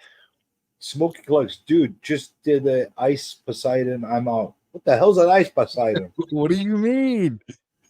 the hell is that? Like, listen, you're a kid. Tell me. What does that mean in millennial language? I don't know. Oh, Ice Poseidon. He's like a streamer. I think he's on Kick now. I'm pretty sure he's on Kick. I know he got banned from Twitch because he was like gonna blow up an airport or something. Someone phoned. Wait, in was it and- the guy that got docked? That they like got him at the airport? Like they called that he was like a terrorist or something, and they hit him at the Yeah, airport. something like that, and they banned him on Twitch. It was a big thing. It was like in the news and stuff. It was pretty. So let crazy. me ask you, like, what do you think of that kind of crazy stuff where people like are streaming and all of a sudden some asshole that's watching decides to call up the airport and say, this guy with this description, this whatever, is in this terminal and he's holding a bomb. Yeah, Then what happened? Well, I just killed my monetization with that word. I don't think you can say that word on YouTube, but I I understand know what that. you're saying. What am I going to say? I Well, don't know, explosive? now it's too late. Okay. I said it. But anyway, now that I said it, now it's open. So, what do you think of that kind of stuff when people do that to each other? It's Like- insane. Like, what the hell's going on? Like, you're going to destroy somebody's life because it's a prank? Yeah, Or- people do it pretty frequently too. Or some of these Reddit nuts, because you got these Reddit 4chan nuts that all of a sudden decide to go into a deep dive and destroy somebody's life because they don't like the way their nostrils flare or whatever the case is, or they disagree whatever they're saying on screen. There's some crazy people out there, some super kooks out there that will do some really toxic stuff to each other. Yeah. Have you ever had a But, crazy internet- fan? I'm trying to think of not really, not crazy like that. I mean, I've had a lot of crazy comments, but nothing like that, dude. You mean, never I've ran had, into like, like a a lot of con crazy and then comments. some furry No. just jumped down and flashed you with her furry boobs? None of that? No, unfortunately not, dude. Every time I go to a con, it's always a good experience. Nobody just ran up to you trying to grab a honking chunk of Perry when they saw you in the con? Yes, I did meet Tony Old Wolf 65 or 69 or whatever number it is. When he met me, he gave me a hug and I felt a big old grope of the buttocks. That's his signature hello, by the way. So if you ever meet Tony, you've been warned. Well, that all really comes. That's not really a surprise. That's on his level of intoxication. Like where we're at this point. If he's on a 9, you're getting groped. Yeah, 100%. He doesn't care. His wife was right there too. But there's a lot of stuff like that. So you never had experience. Like I've had a couple weird experiences in the cons with people that recognize me from my voice, believe it or not. People Wow. like people behind the scenes know what I look like, so it's not a big deal if somebody sees me at a con that knows what I look like. But when I'm sitting and talking to somebody, all of a sudden somebody jumps in out of nowhere and they're like, "Hey, I know that voice." I'm like, "What?" And they're like, "You're Comic Journey." I'm like, "No, I'm not. I'm not Comic Journey." So they're like, "You're Comic Journey." Yeah, I get that a lot. It's weird. It's really, Came up said really it's so weird. weird when someone comes But up no to you 'cause they groping want- and no flashing yet. But I'm trying to build up to that. It was the most. I went to my One day. LCS and some guy came up to me and he's like, "Hey, I watch your videos on YouTube." Yeah, I don't know what to say, dude. I was like, "You want to shake my hand?" Like, the fuck, dude. Like, okay, like I don't know. Like, you didn't follow up with anything after that. You watch my videos on YouTube. Dot dot dot. And I shake was your like, hand. "Hey, I appreciate it." Yeah, I was like, "Hey, you want to shake my hand?" Like, I don't know. Are you a handshaker? Yeah, I don't mind shaking hands. Do you carry like a bottle of sanitizer with you in case like people shake your hands and No, Lysol to spray them down if they smell? no. No. I haven't Sure. came across too many smelly people, but yeah, Well, no, I don't. you live in Florida. You know this. People can get swampy down there. Yeah, but this is like the biggest we don't give a fuck state. Like we don't care, dude. Yeah, I don't care. You gave a I'll fuck shake your more hand, when you dude. were when you were in Jersey. You gave a fuck more than when you're in now in Florida. Yeah, people are more like I guess self-conscious and self-aware in New Jersey than they are down here. Down here is like I go outside in Crocs, dude. I don't care, you know. It is what it is. Do you think there's there's a New Jersey bias where people are like, we're not New Yorkers. We got to find our own identity, and they get as weird as humanly possible just to differentiate themselves from New Yorkers for some reason or another. Do you find that happening over there, or is it just natural? Yeah, no. People from Jersey are a little bit weird. They try to find their own identity, but they don't really have one. You know, it kind of changes every decade. I was a part of the Guido decade when I lived there. That was my popular time over there. The Yeah, but you spiky didn't hair, fully experience you didn't fully experience being a Guido with the Cavaricis and the IROCs. You didn't fully embrace that culture. Well, it was like the whole Jersey Shore wave, you know. And I was in high school at that time, so it was like everybody was fist bumping. You know, the GTL was a thing left and right. People were taking pills. You know, it was a whole thing. Those, my friend, are poser Guidos. Posers. You want Guidos? Well, you gotta go to the we were posing it, mid man. to late '80s, going into early '90s. You're sitting there and you're listening to freestyle. You're rocking it out with the IROC, with the teased banged hair, and with the wife beater t-shirt and the Cavaricis and the whole nine. That's the whole Guido experience. I lived that time. Out of everything you just said, all I know was wife beater. I don't know what anything else was. Wait, well, hold on a second. You don't know about the Cavaricis and the gold chains and the IROCs? I know about the gold chains. The Cavaricis. I don't know what that sounds like a dessert or something. What's a Cavarici? You know, It's the a pant? loose pants with the fabric. Cavarici. The the pants. Okay. Yeah. You know what IROC is? IROC? Is that like a radio station? Yeah, the car. No. I was born in '93. I don't know what IROC is.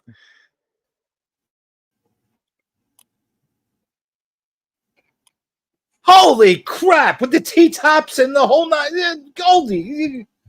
I gotta educate you. I'm gonna give you an education behind the freaking scenes. What the hell? Yeah, you want a good channel? Get two people from two different millenniums, like a Gen Xer and a U. Right now, you're experiencing the Perry effect. Is I go on a panel, I show my lack of knowledge in an area, and then everybody gets together to try to educate me, and then we go on for another hour trying to educate me. You feel that happens a lot? That happens every fucking day, dude. All the time. And I'm always up for it because I'm always learning something new, you know? Well, I've been part of that with you. Yeah, I've been part of those conversations where we try to educate you. And then you try to educate us with your weirdo millennial stuff. And nobody understands anybody. So it works out pretty well. But there you go. Here, you write it down, put it for your next channel. You grab a dead set Gen Xer, hardcore Gen Xer, and a U, and you watch something and you commentate based on where your mindset is.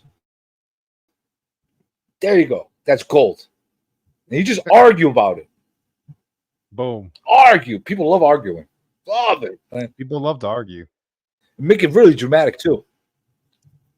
with some music. You could start pointing. You could start here. Here's your first episode. You could go pick out models from the 80s and models from today, and see who likes what and why. And you're gonna be like, "What the hell do you like her for?" And then he's like, "What the hell do you like models? her for?" Like female models or like models of cars? She's wearing a leotard. What the hell's a leotard? See, there's a. Leotard. Well, I was talking about female models, but you can get to the models of cars. You can get male models. Yeah, You can get the whole thing. You know.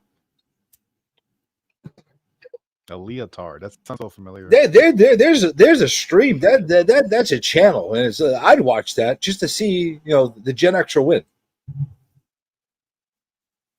and then the Millennium Snowflake, and then it could get really like intense. Yeah. Look at that! You're coming up with new channel ideas. There you go. It's gold. If you make it big, send me a T-shirt. Boom. And it says, "What do you mean?" T-shirt. What do you mean? I have a what do you? Everybody wants it. It's a picture of me like this, like in the old Jackie Chan meme, and it says, "What do you mean?" Oh, that's what we need. Yeah. What do you mean? I think Jigs has one. A few people have them. They were limited edition. Hard to get.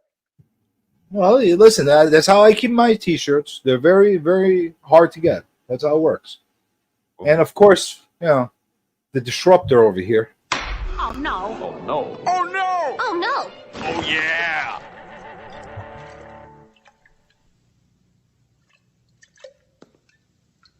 Okay, can I ask everyone to please stop saying "oh no" in this courtroom? Because the fucking Kool-Aid guy's gonna keep showing up.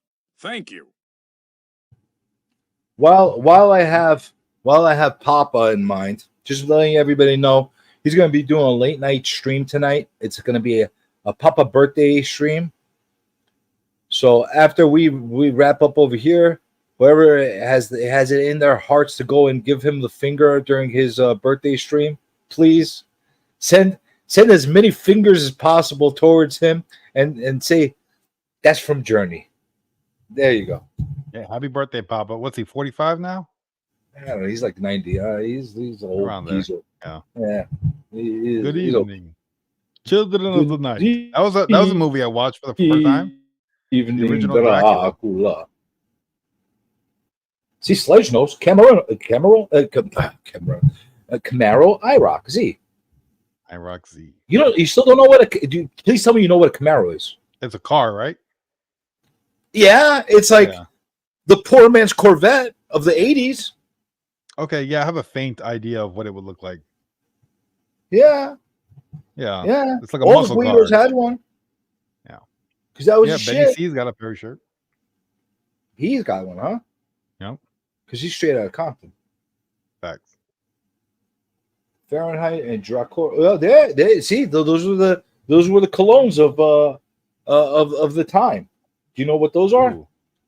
No, not I've never heard of those. Oh my God, re-education time for Perry. Don't worry, we're gonna go Clockwork Orange on you one day. I'll strap you to the chair. Have you seen that? Yes, I did. I did a reaction, but I've never seen the light of day. So I haven't seen that. I want to see your reaction to Clockwork Orange. I'm gonna have to go watch it. Maybe we'll do a reaction video to your reaction video. I gotta say, dude, I like a lot of the older movies, man. Like a lot of the black and white stuff's really good. Like top 3 movies is probably Hitchcock's Rope. I think that thing's phenomenal, man. So what's your favorite movie ever? That can't be it, is it? That's top 3. Yeah. So tell me your 3. You got that one? It's probably gonna be weird. Out of all the Hitchcock movies, that's the one that you picked, not Vertigo, not The Birds. Rope.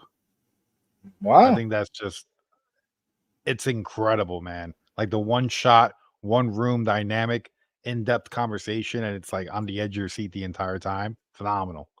I'd say the other 2 movies that fit in that top 3 is probably going to be Carlito's Way and Troy. Carlito's Way is so underrated. I love Pachanga. I don't know why. I like his name. it just rolls over the tongue. Pachanga. Yeah, I grew up because my dad's Cuban, you know, fresh off the boat, and we grew up watching that and Scarface back to back all the time. Yeah, but he doesn't play a Cuban in Carlito's Way. No, he doesn't. He doesn't play a Cuban. What's he playing as in Carlito's Way? I think he's He what plays. he's Puerto Rican. He was not. He's Cuban in Scarface. He's Puerto Rican yeah, he's Puerto Rican. Very distinctly different. No, I know, but we grew up watching those two movies, and then the rest of Adam Sandler movies. So that was everything that was on repeat in our house. So slot in your number 3 spot is chosen all the Adam Sandler movies collectively.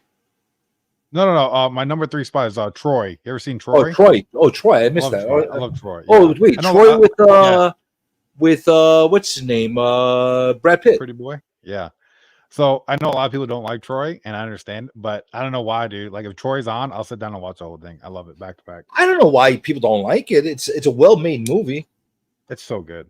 It's not historically accurate, but well, I mean, I don't know, we weren't there, but no, the freaking the dialogue in the movie, I think is so good, man. I love it when he's talking to Hector and he takes off his helmet.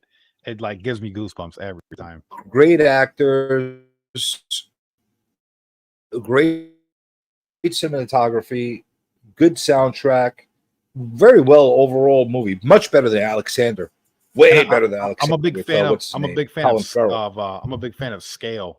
So like the scale in that movie is so large and massive, and it kind of like immerses you in that world. Like right now, I'm reading Berserk, and there's so many like big panels that show you the scale of the army attacking kingdoms, and I just think it's so cool, man. So you're a Lord of the Rings guy. I love Lord of the Rings. I actually seen it for the first time 2 years ago. Hooked. I got the DVDs, Blu-rays, and 4Ks. Extended version, the whole 9. Oh yeah, 100%. Hobbit. I even got the VHS tapes. Did you read the Hobbit? No, Hobbit is one novel? I have never done. They made a Hobbit. You should go and hunt down the graphic novel by of the Hobbit that came out early 90s. Really, really well done. Good. Really, really well done. It shouldn't be so. It's not cheap, but it's not super expensive. It's a good one. Yeah, but my movie taste is like all over the place. Like, I watch Twilight all the time, dude. Wait, like I got that on Blu-ray. Yo, that's a movie, dude. I love Twilight. Hold on, you just lost me at Twilight. What you talking about? Twilight, the same movie with the emo. Yeah, look, if you see right here, that's the box set Blu-ray. Is that what you're talking about? The box ray Blu-ray collector set for Twilight with Robert Pattinson. You like emo? You like emo vampires? I love Twilight, bro. Yo, I got Twilight on repeat. Twilight and Harry Potter. Twilight and Harry Potter on repeat all the time. Oh, you just like blew my freaking mind with the Twilight. Harry Potter. I might watch Twilight tonight. You know what? Harry Potter's fine. It's for some people it's hit or miss, but it's another world building type of a storyline that actually was well written actually, but Twilight. Yeah, more like the last movie, not so much, but like the first couple, yeah, dude. Are you an Underworld fan? I actually started doing reactions to Underworld. I think it's really good. I didn't watch the last one yet, but yeah, Underworld slaps. And John just said Dawson's Creek. I just started watching Dawson's Creek. Yo, that show is so freaking good, dude. Dawson's Creek slaps 100%.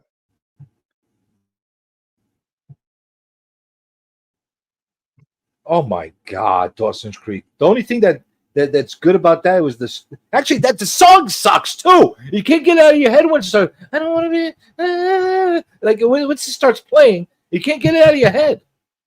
You can't get it out of your head. That's it. Like blow. Oh my God, it makes me go bonkers. That song, and they're too young for me to be hot for them.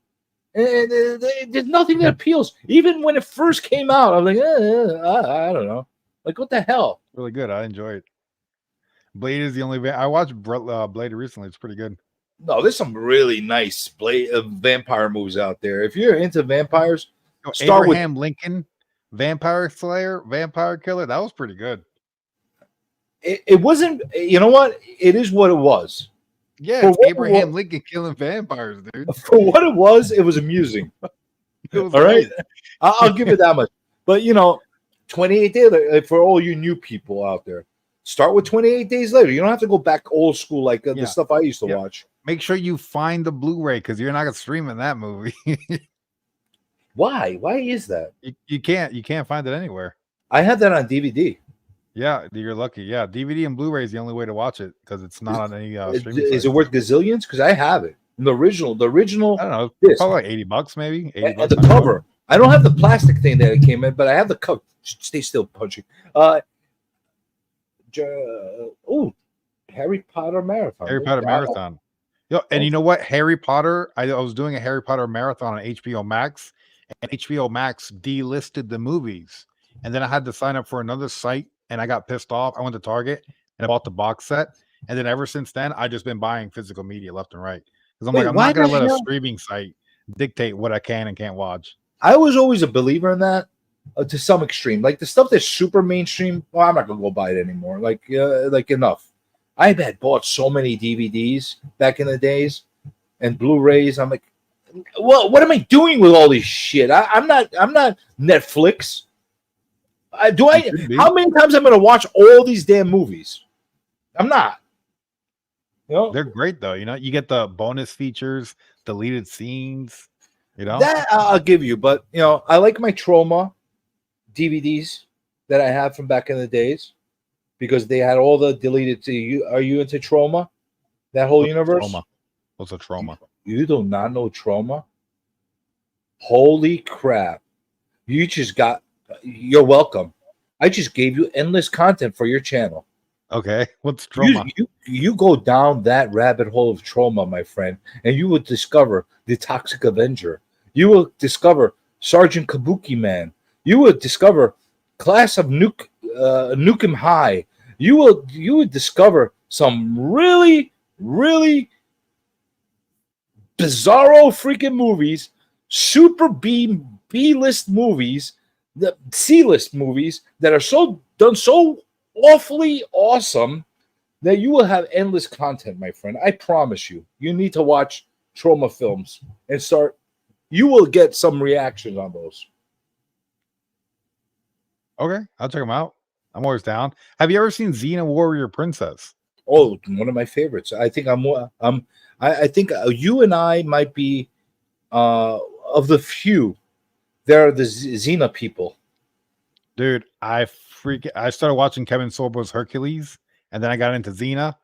I love it so much, dude. So freaking good. The 90s TV shows and early 2000s are much different than modern TV shows.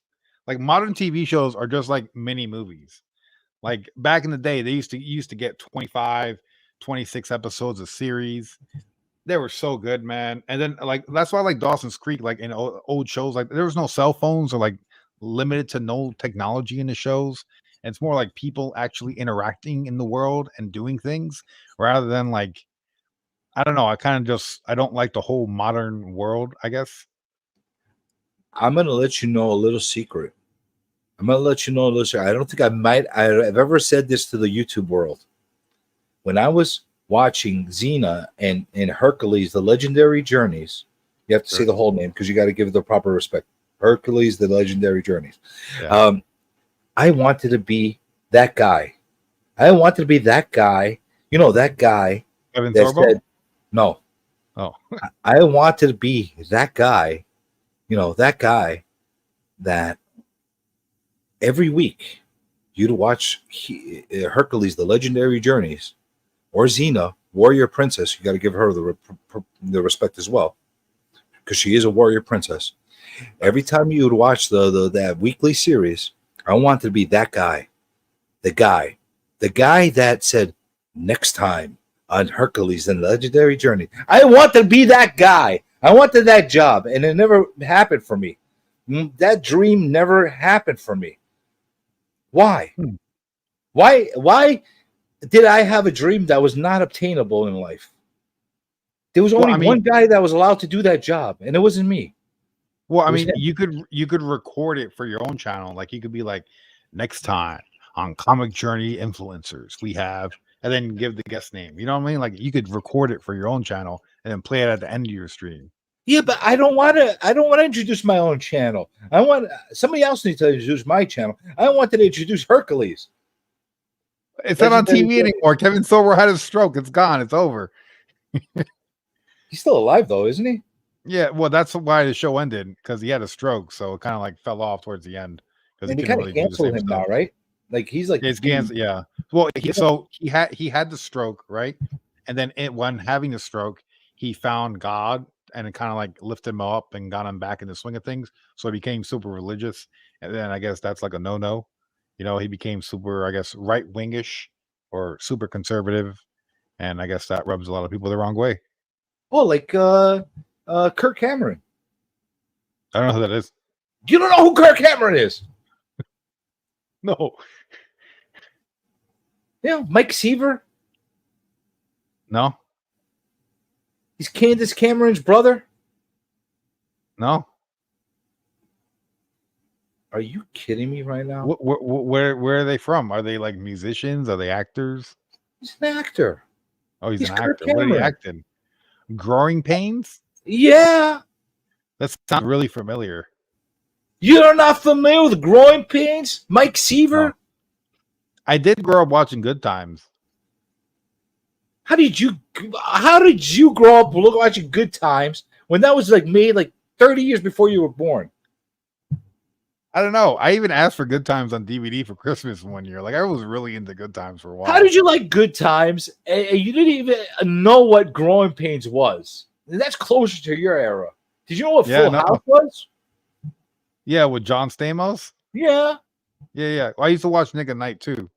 They used to have like Little House on the Prairie, The Brady Bunch. I'm trying to think. Some other old ass shows I've watched. Oh my God. Full House. Oh, I watched Full House. No, Magilla Gorilla. You ever watch Magilla Gorilla? Wait, how the hell do you know Magilla Gorilla? I got a gorilla for sale. Got a gorilla for sale. Magilla Gorilla for sale. Magilla Gorilla for sale. Hell, how do you know Magilla that's a Gorilla? throwback. Nobody knows that, dude. That's like 70s right there. Oh my! Why you know Dynamite Mutt? No idea. Do you know Chili Willy? No, I got a Chili Willy. Nah. Oh, you know there's a gorilla. Yeah, I know the gorilla. I know that Hong Kong Fooey. Oh, so you know all the controversial characters. That's basically what you know. Whatever my dad used to show me, pretty much. You know. Flipper. Oh my God, I didn't like Flipper. You know Flipper? Flipper was a dolphin. It was like it was like the Lassie of the ocean. Flipper. It came and saved everybody. And it goes, you know how Flipper, like the dolphins, they make those weird flipper noises. You know the dolphin. Okay, MASH was good for a couple of seasons. Then it got too depressing. I guess I don't know. It was pretty depressing. It was based out of Korea, the Korean War, which was really meant to be for the Vietnam War, but it was a comedy. It sounds familiar. Oh, like a helicopter with like military men. Yeah. How you call it? It had a whole bunch of records and awards that it won. It was like one of the top-rated series of all time. I think to this day, its final episode might still hold the record for the most views on the final episode, which doesn't really mean much because back then there was like 6 channels. You know, like try doing that today with 100,000 channels plus YouTube plus everything else that exists. You know, it's not fair what they do. Were you one of these guys that wanted to become one of the Nielsen rating guys? Like, what's that? You know. What do you mean, dude?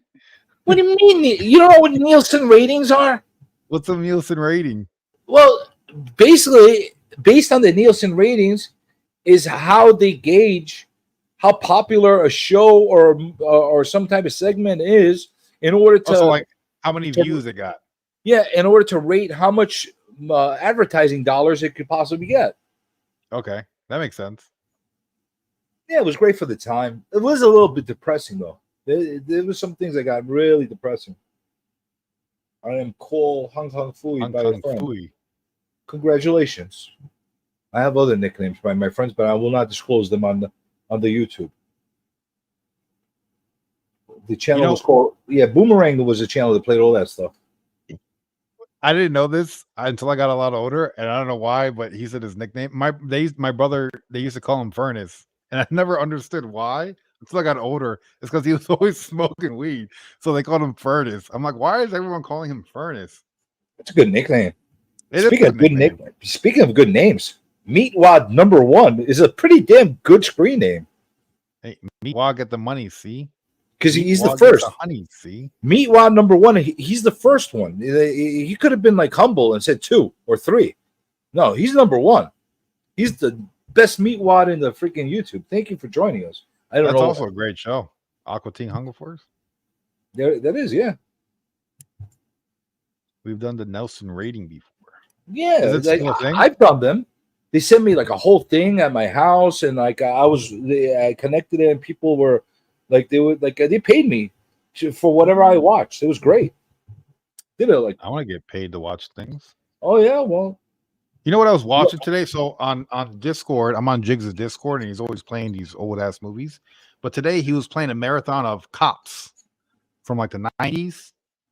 Yo, that shit's crazy, dude. Have you ever watched Cops before? Oh yeah, Bad Boys, Bad Boys. Yo, that show's awesome, dude. That was OG reality TV. Yeah.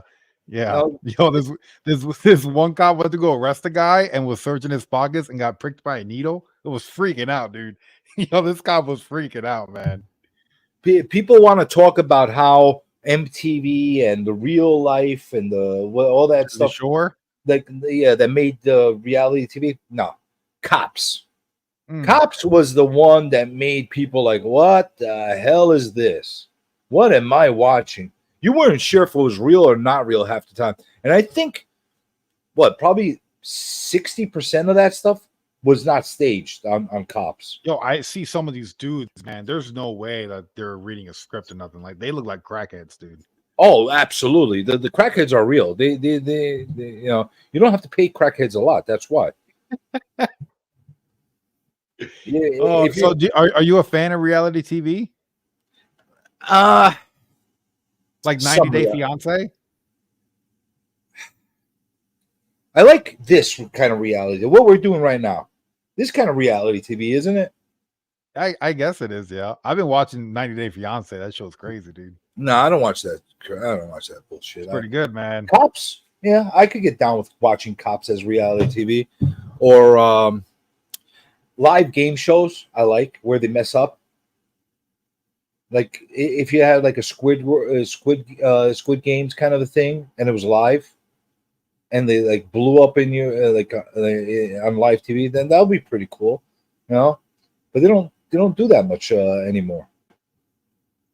It's kind of poo-pooed on, you know. Yeah. Death games and stuff like that. That's pretty cool. I guess like the new like real reality TV is like people doing live streams IRL, like in the real world, going out and interacting with people. Dude, that's my life. I don't like this stuff. Jay. Dude, if you put a camera behind me and my interaction on a daily basis with people, dude, you can make a whole show of me. So if it's less interesting than my life, I'm not interested in watching it. That's the way I look at it. You know. I used to do it all the time. I used to get in my car, go live, and drive to the LCS, get out, go harass people coming out the comic book shop. And what kind of comic books did you get, dude? You know?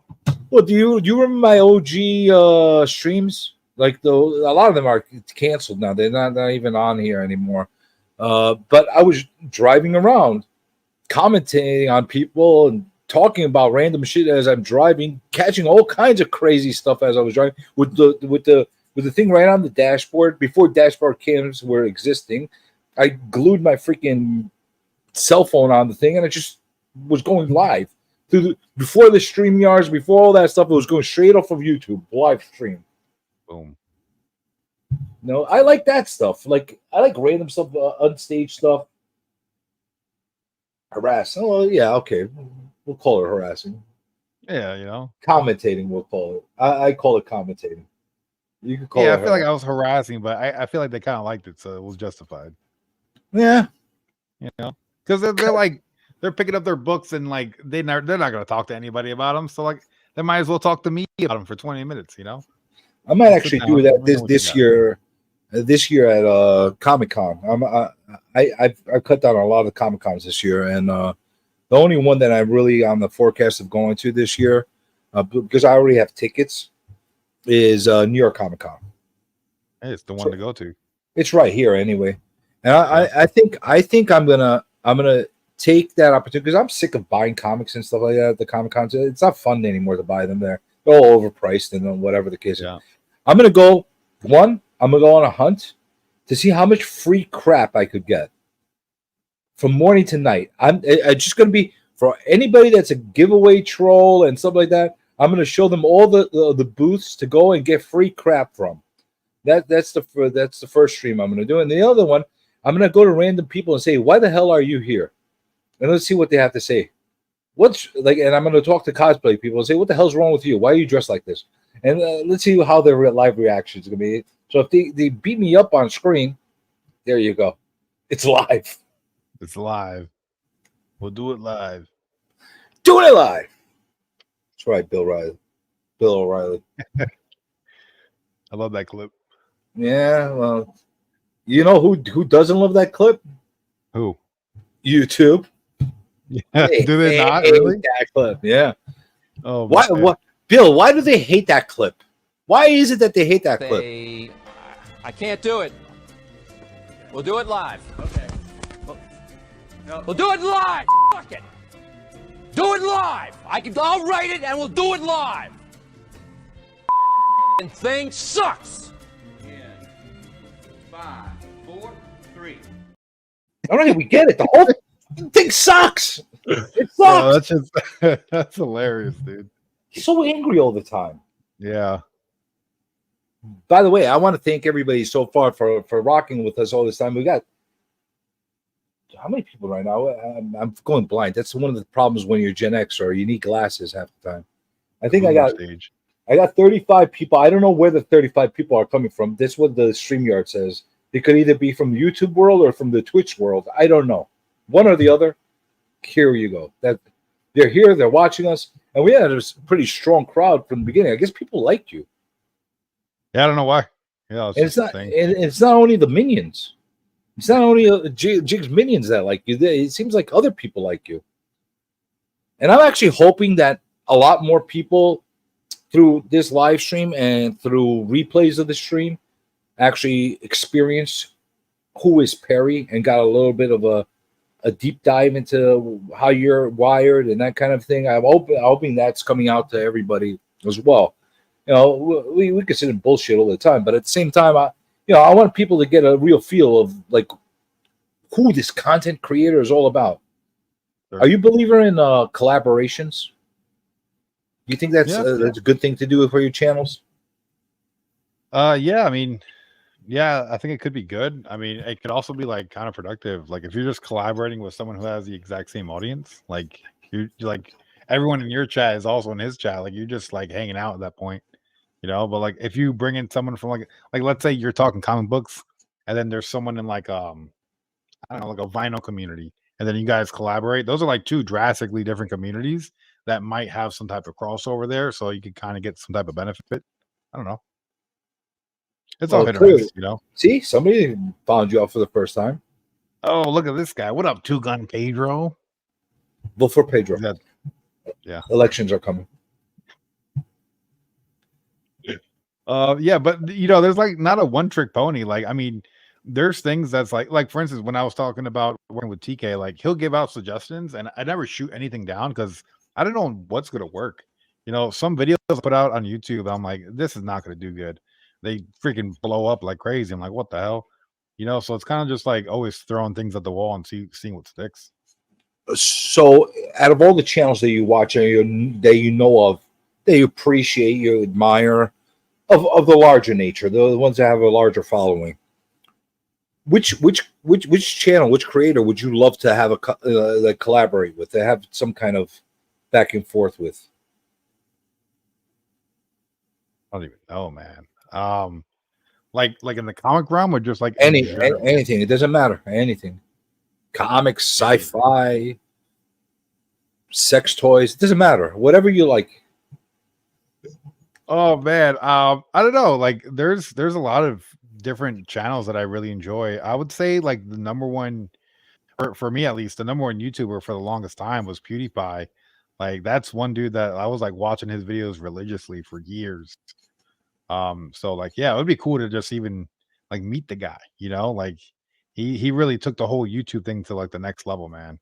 And he also ruined it for a lot of people too at the same time. But yeah, no, it'd be cool to just like have like a couple minutes conversation with the guy. Have you ever gone to one of these Google conventions where they get all the creators to go there and like have a weekend No, out of it? You've been no, I invited haven't. to them though, right?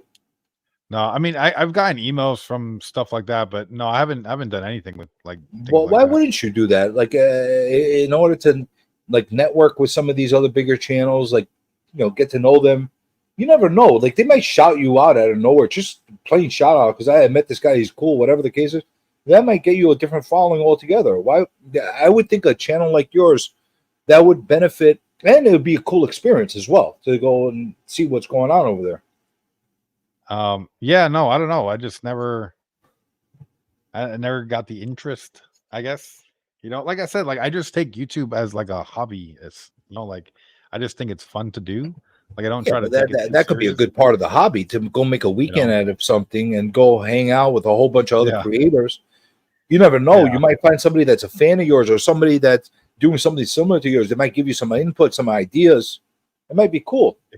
yeah. You see, Jigs knows. Perry don't care. Like, dude, like if I have to leave my house, like it's gotta be like hell freezing over for me to really want like do something, dude. Like, I don't like to leave or anything, dude. All right. So PewDiePie. So you're staying away from Mr. Beast.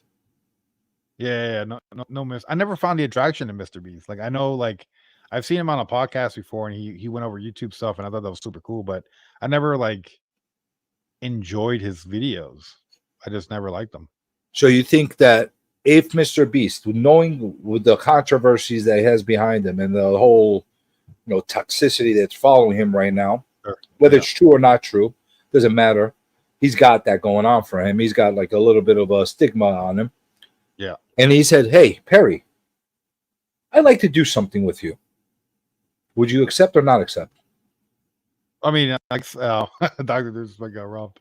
I guess it would like depend on what it is.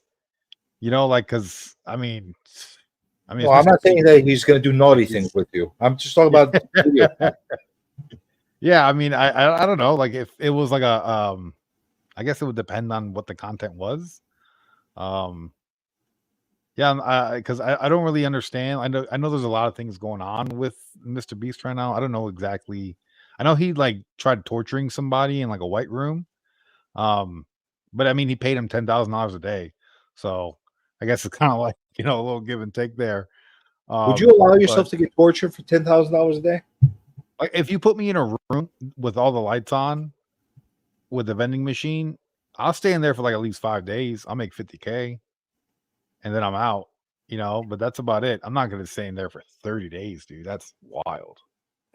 It didn't sound that much torture. They basically made him stay awake for like 24 hours and stuff like that. Yeah, I could do but that on my head. I guess. I mean, I could probably do it maybe 5 days, and then probably tap out. Dude, you give me a few weeks of staying up, no problem. I need maybe a half an hour sleep here and there, and we're good to But go.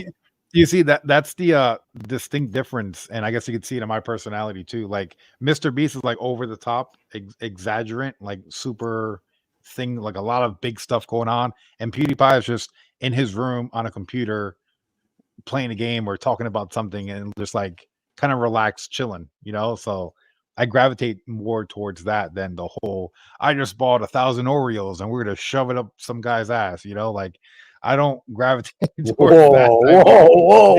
extreme content. You know, You just took the Oreos on another level over here. that's the Mr. Beast effect, dude. I don't think he quite did that, but I think you're on to something. I'm sure he's got it on a whiteboard somewhere. Honestly, I think the Oreos up the ass video, I think will definitely go viral. There's something to that. Do it before Beast does it. hey, maybe. So all right, so you're not over top, and you're not into like the being tortured and sexualized by other content creators. So does that mean you would never have Diddy on to your channel with his escapades? None of that. I mean, everybody knows ain't no party like a Diddy party. You know, I'm just saying. Listen, I wouldn't have Diddy on a live stream. No, that's insane, dude. You wouldn't host a Diddy party on your stream? No, not even a little bit. I think I would. Just out of the curiosity. I'm a curious person. But No, I'm laid back. Like I said, PewDiePie. Like I'm down to just if I could sit down, play games, and make a killing, I'm all for it. so that's your guy, PewDiePie. All right. So listen, anybody that's listening right now, go get into the ear of PewDiePie and say, hey, I think he retired. well, he could come back. Okay. Listen, Pewdie, come back. Yeah. And you're gonna make content, and you're gonna make this guy called Perry. Not just any Perry. Perry Comics, Perry Gaming. We're gonna call you Perry Movies as well. Okay. All kinds of Perry. Everything. So it's gonna be the Pewdie Perry connection. You got something going on there. So campaign, spam his emails and his DMs and the social medias, and let's say give Perry a chance. How's that? We're gonna give Perry a chance with Pewdie. honestly, if I had the opportunity, I would probably fumble it up. So That's okay. That's part of the beauty. And then we as a community, we could be all nurturing and embracing towards you and say, "Hey, you fucked it up, Perry. What the fuck? You fucked it up." oh well, like most things in life, right? Because sharing is caring. People want to know opinions, so we're going to give you our opinions.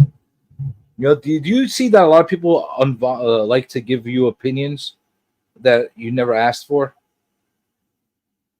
Yeah, I guess, yeah. People tell me what's on mine, and I guess I just listen. What do you do? Thank you for sharing. Is that basically? I guess. Don't say that. What do you mean? What do you mean? That's the worst idea I ever had. Oh man, shampoo, call it Perry Poo. Hey, you might be onto something. Sham Wow, Perry Wow. Would you ever sell yourself out to Perry Poo? No Perry Poo. Why not? I don't know. Well, what if? I mean, I've thought of leaving YouTube completely and just moving back to Jersey. And having sandwiches? No, well, my dad owns a business, right? And so I would probably go and work there, and that would take up like 90% of my time. What kind of business? Importer of tropical fruits throughout the whole East Coast. Ooh, like Chiquita Banana. Any Chiquita banana you see in the East Coast came from him. Is that true? 100%. You go to Costco, bodegas, all from him. That's awesome. Yeah. So you control everybody's exotic Yeah. fetishes with fruit. Yeah. Throughout the whole country. That's power. The banana king. That is power right there. You control all the exotic fruits in the entire nation. Yep. Well, all tropical fruits. So like from like the Caribbean and South America. Well, tropical is exotic. Like I guess. I don't know. When I think of exotic, I think of more like a dragon fruit. That's exotic, right? They don't make dragon fruits in No, we don't do dragon Tropics? fruits. It's mostly like all different types of bananas, Jamaican hot peppers, avocados, mangoes. Wait, hold on. You said hot peppers, so you don't do fruits, or you do veggies too. Yeah, well, just the Jamaican hot peppers. You have an exclusive with Jamaica. Yeah, there's a little connection there. And then sugarcane too. Oh, look at that. Everyone likes sugarcane. Look at that.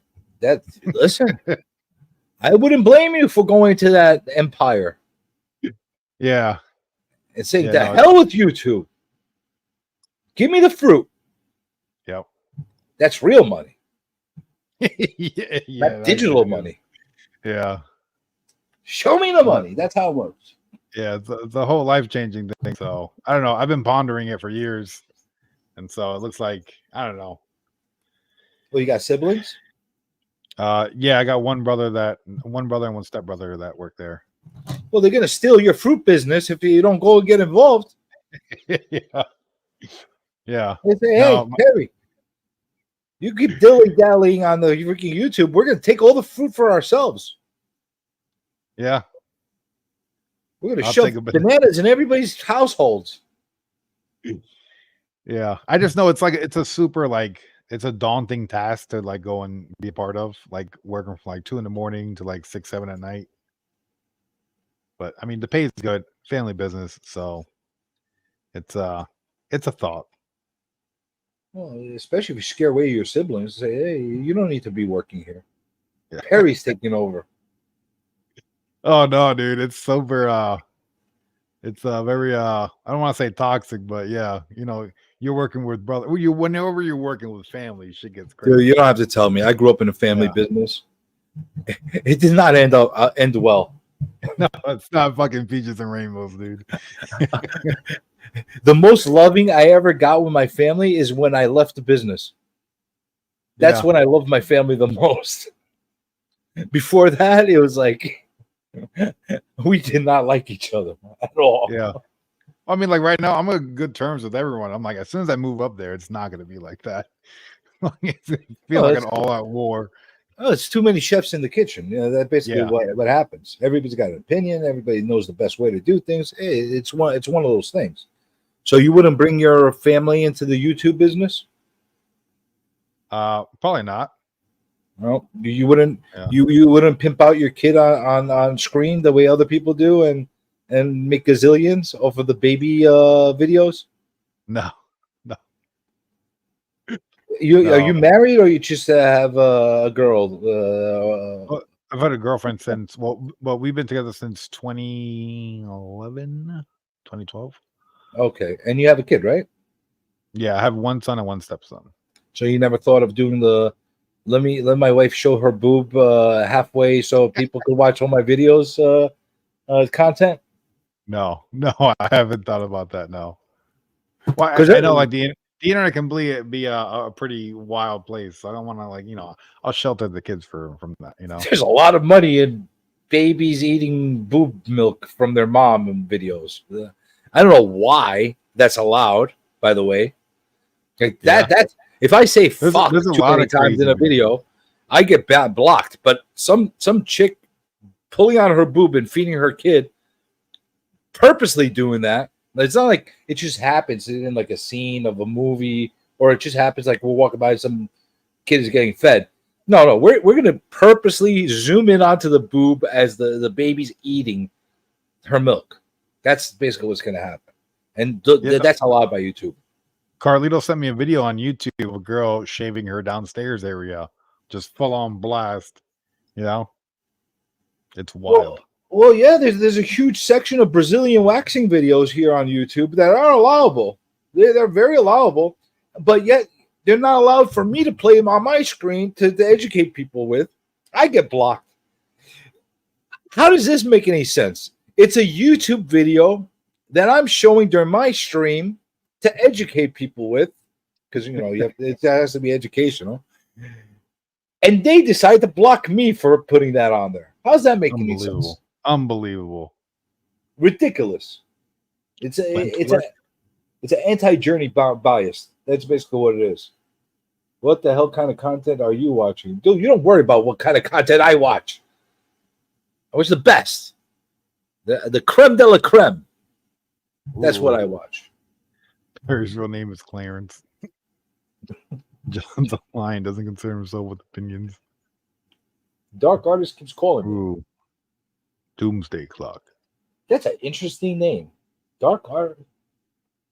Are you an artist? Dark artist? No. He's saying the dark artist keeps calling me. Yeah, but is he an artist? That's why he has the dark artist call him to inspire him in dark ways. I don't know. I don't know. I guess we're gonna find out. You, my friend, have me intrigued now. Your avatar and your name have me intrigued.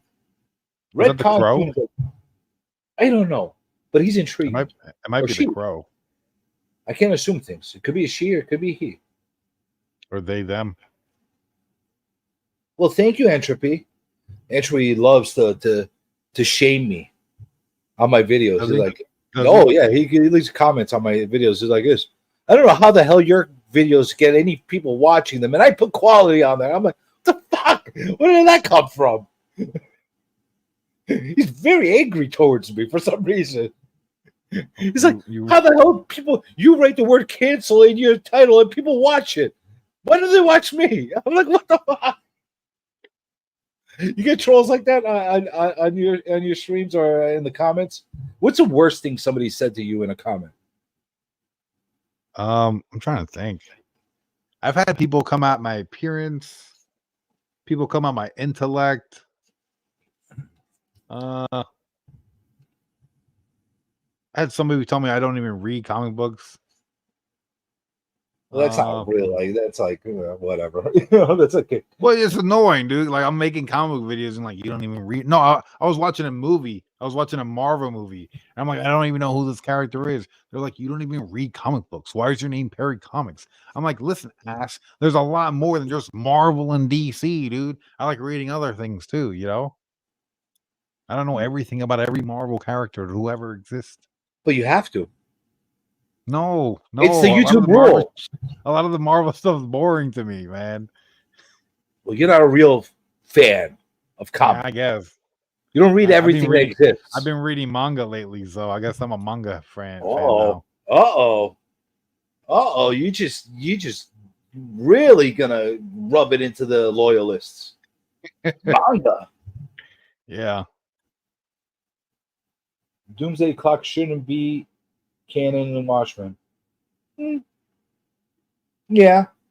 Well, I don't think anything should be after Watchmen with that storyline. I think it was complete beginning and end. Have you read that? Doomsday Clock? No, it took forever to come out, dude. Have you read Watchmen? Tony sent it to me. I started reading it. I don't think I finished it. All right. So here's the thing. If you're gonna be a comic book guy, all right. If you're gonna be a comic book guy, Look, I made 300 comic book videos about shit I read. Okay, that's good enough. you need to read Watchmen.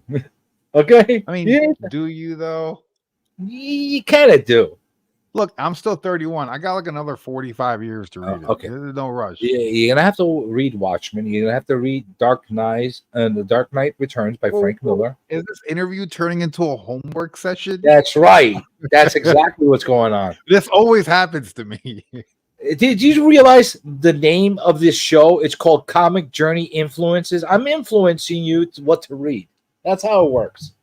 You're great success. It's happening. Great success. Great success. Yeah, very nice. I had to take that clip off, man. YouTube you really? really hates that. They block me when I play that. I'll make sure to watch Watchmen. I mean, read Watchmen. The watch is not bad either. Listen, the movie's not bad either, even though people Yeah. shit on it. It's actually very good. I gotta watch it.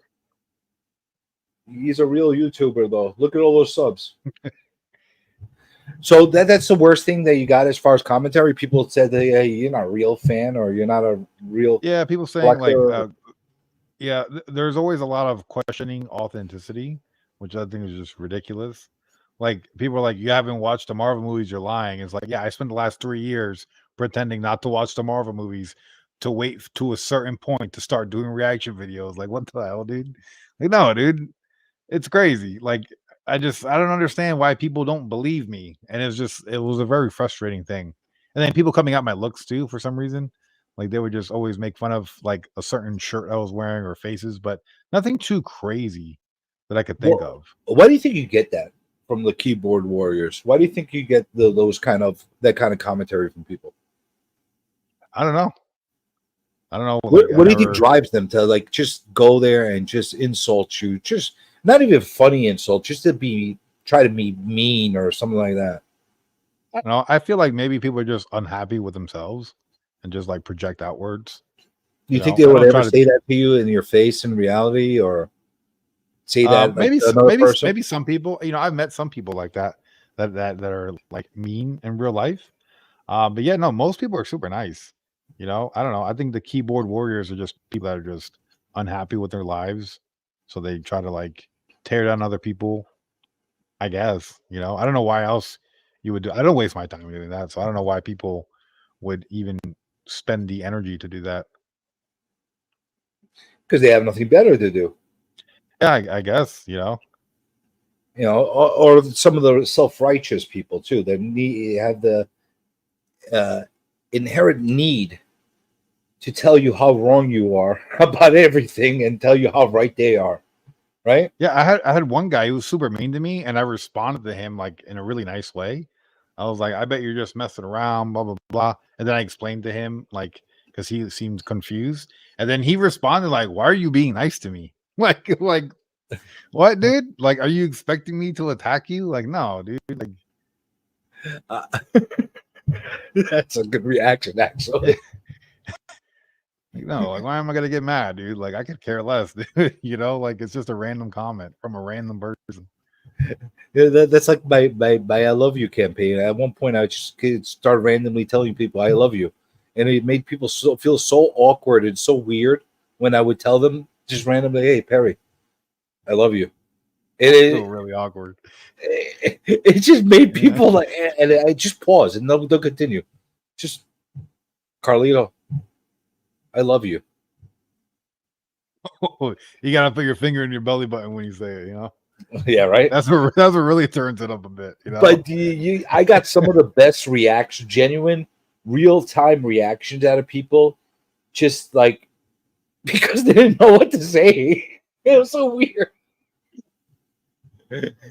So, have you met a community that was more toxic than Strange Dogs trolls? Because they're a special breed. Yeah. Probably. So back in, I used to play a lot of World of Warcraft, and I had a World of Warcraft YouTube channel. And my first video got this is like 2013, 2014. My first video got like 4,500 views, and it was just like nonstop people roasting the hell out of me, and I just stopped making WoW videos. I just ended that channel right away. I was like, oh man, these people like go hard. And it's like I thought I was knowledgeable. I've been playing this game like 10 years at this point. Like I'm going in, and it's like, nope. I never felt more like a loser in my life, dude. It got under your skin. Huh? Yeah. Oh yeah, it totally did. At Oh, that point, I was like, oh yeah. so you really get like it bothers you deep down when people say like hurtful things and like mean things towards you, or like from this internet world. Like that really does bother you. Back then, yeah, in 2013, 2014, because I never like experienced that before. Like I've messed around with my friends and like we always throw shots at each other, but like I tried to make a genuinely like uplifting, positive video, trying to educate people, and I just got like shitted on with like 45 comments back to back. And I was like, oh dude, this is wild. Like I do not like this is not fun at all, dude. Because we are losers. Well, cosplayers are a special breed too. They'll freak. They could get super toxic with each other. Are they really? They'll body shame each other. They'll really like. There's one thing to say, hey, you ugly fuck. There's one thing to say that, and one thing to get detailed on somebody and say, listen, your lumps are coming out of the wrong spots, and like get really detailed. Yeah, that's what cosplayers do. They get really detailed toxicity going into their insults to people. Oh man. Yeah, you don't Yeah, no, want I've to never touch heard that of crowd. Yeah, I've never heard of that before. That's wild. No, but I mentioned Strange Dogs, Strange Dogs trolls because they're a special. His trolls follow him. They follow them wherever he is. It doesn't matter what stream he's on. They'll insult panel members. I remember we were on a panel. I either was in the chat or in the panel with you, and they started attacking you just because you were on the same. I was on the screen. panel with them, and they're like, "Hey, Ian, is this your gay lover?" I'm like, "Whoa, whoa, whoa! Why you say fuck me for? Like, I don't understand what's going How did on. I get Why, caught up why in is he this? taking shots at me, dude?" So your reaction to that was the best. Honestly, one of the reasons people don't give me commentary that much anymore. I used to get a lot of nasty commentary from people. I guess it's because I thrive on it, and they see that like I embrace it. They're like, oh yeah, you want to play this game? I'm gonna run with it. Now I'm gonna own it, and I'm gonna run with it, and we're gonna take it all the way to oblivion. You know, that kind of thing. So I guess like when you embrace it and you show them that it doesn't bother you, and you kind of like now you're giving me more content for doing it. Sure. They stop, because that's the truth. Like if somebody just makes nasty comments one after the other, and you decide, okay, you know what? I'm gonna make a video just reading out all the nasty comments people are telling me. I'm gonna make gazillions of dollars off of you. Thank you. See how much more are you gonna get of that? And if they do, great, more content. That's how it goes. So, what's the movie that is your? What movie do you think you need to absolutely go over that you haven't touched yet, that you really want to do a live reaction that you're most excited about?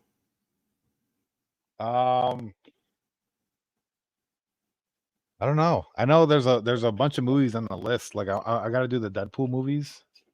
You haven't touched any of the Deadpool movies.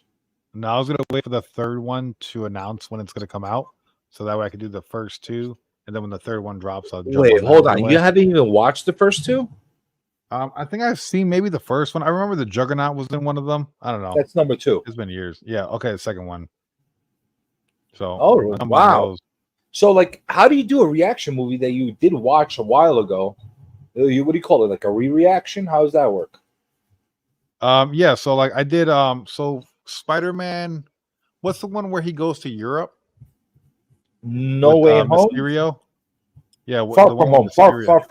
Far from home. Yeah. So I went to the movies to watch that. That was like one of the only Marvel movies I've seen, or MCU movies I've seen in the theaters. And I did a reaction video to it, and I just called it second time watching. You know, people don't care, dude. That got like 20,000 views, I think. Like people don't care. They just want to see somebody sit there and watch a movie that they enjoyed. All right, so you don't have like a super wish list of like, I gotta do this. At one point or another, I have to do this movie. Like everybody keeps telling me this is the movie to do. You don't have like a super like I know people requesting. Not a super. I have a an Amazon Prime list, and it's got about maybe like 150 or 200 movies on there, and those are all movies that like I want to do a reaction to. I enjoy doing the reaction more than just watching a movie by myself. I feel like I pay more attention. What about a game that you want to like that's on your wish list that you need to that you feel like a need that you have to do streaming on? Oh, a game that I feel like I have to. I'm kind of nervous to play it. Resident Evil franchise. Oh, the starting from the original. Yeah, all of them. I get very scared. I get very scared, man. Oh, so you're gonna have a lot of jump scares? Oh yeah. Like you will. So I promise you will. I used to hate horror movies. I never wanted to watch any horror movie. And then doing the movie reactions, I started doing horror movies. I freaking love horror movies, dude. Like I really got bit by like the horror movie bug. I started watching everything I could. And I bet you haven't even really got into the grotesque stuff yet. No, probably not. There's some stuff that's vile. Like Hostel. Hostel's pretty vile. Which one? Hostel. Oh, that is. You know what makes that scary? Is that it actually can happen. Yeah, dude. And Never trust overseas women, dude. And I've been in nasty European hotels as a kid traveling that made me think that could have been that place. You know, there's some creepy ass people walking around and some hot chicks all in the same environment. How is this synergy happening? But it could happen. Good. You go into some like little village town in Croatia or something. You never know what's gonna happen. Or Romania. Yeah, I believe it. I ain't gonna go to no town like that. Those movies are the scariest. The ones that, like, if it's a monster, all right, it's a monster. It's a fake thing. It's they made it up. But if it's like human beings that are being monsters, that's scary as shit. Yeah. Like I also Texas don't like, Chainsaw like, Massacre. Yeah, the Texas Chainsaw, that was really good. The original one, dude. When he Mhm. first takes the mallet and hits the guy over the head and then slams the door shut, that's one of the freakiest moments, dude. Like, you feel like he actually hits the guy in the head. Oh yeah, they didn't even have to show a lot in that movie. Yeah. They just scare the shit out of you with just everything. And the fact that they made it so grainy, even for the time, Yeah. like they purposely made it shitty looking for the time. So think of that. 1972 technology, shitty looking. Watch today makes it even scarier looking because it looks like you're watching like an old beat up videotape or something from somebody's archives. And the sequel, Texas Chainsaw Massacre 2, super underrated. Even though it's more of a comedy, such a good movie. I think that's what hurt it. That was with Dennis Hopper, Yeah. right? Yeah, that's with Chop Top. Yep, that was Music, what music it- is my life. it got a little campy. That was the problem. Yeah. Well, the director said that he knows he couldn't recapture the same horror element, so he figured he might as well lean into more comedic, What about Texas Chainsaw Next? Have you seen that one? I've only seen the one with Jessica Biel. Oh, that was very good actually as a remake. It was not Yeah. bad. As It was far as pretty good. remakes, very underrated remake. Yeah, But she's I really hot. liked it. She was hot. I don't know if she's still hot. Oh, I remember when I was young. I had hots for her. Whatever happened to her? Well, we need to bring her back. She still make movies? I don't know, but bring her back. She's hot. She's Jessica Yeah, Biel. that's a wild movie. It opens up with the girl taking a gun out of her hoo-ha and blowing her own brains out. I was like, oh man, we're getting into a rough ride. It was wild. They did a lot of like good stuff. All right, if you want to watch a weird campy movie, watch Texas Chainsaw Massacre Next. Texas. Okay. Okay, since you've watched the other ones, you need to add this to the mix in order to complete yourself as a human being. Sure. I'm always down. Yeah. It's got Matthew McConaughey in it.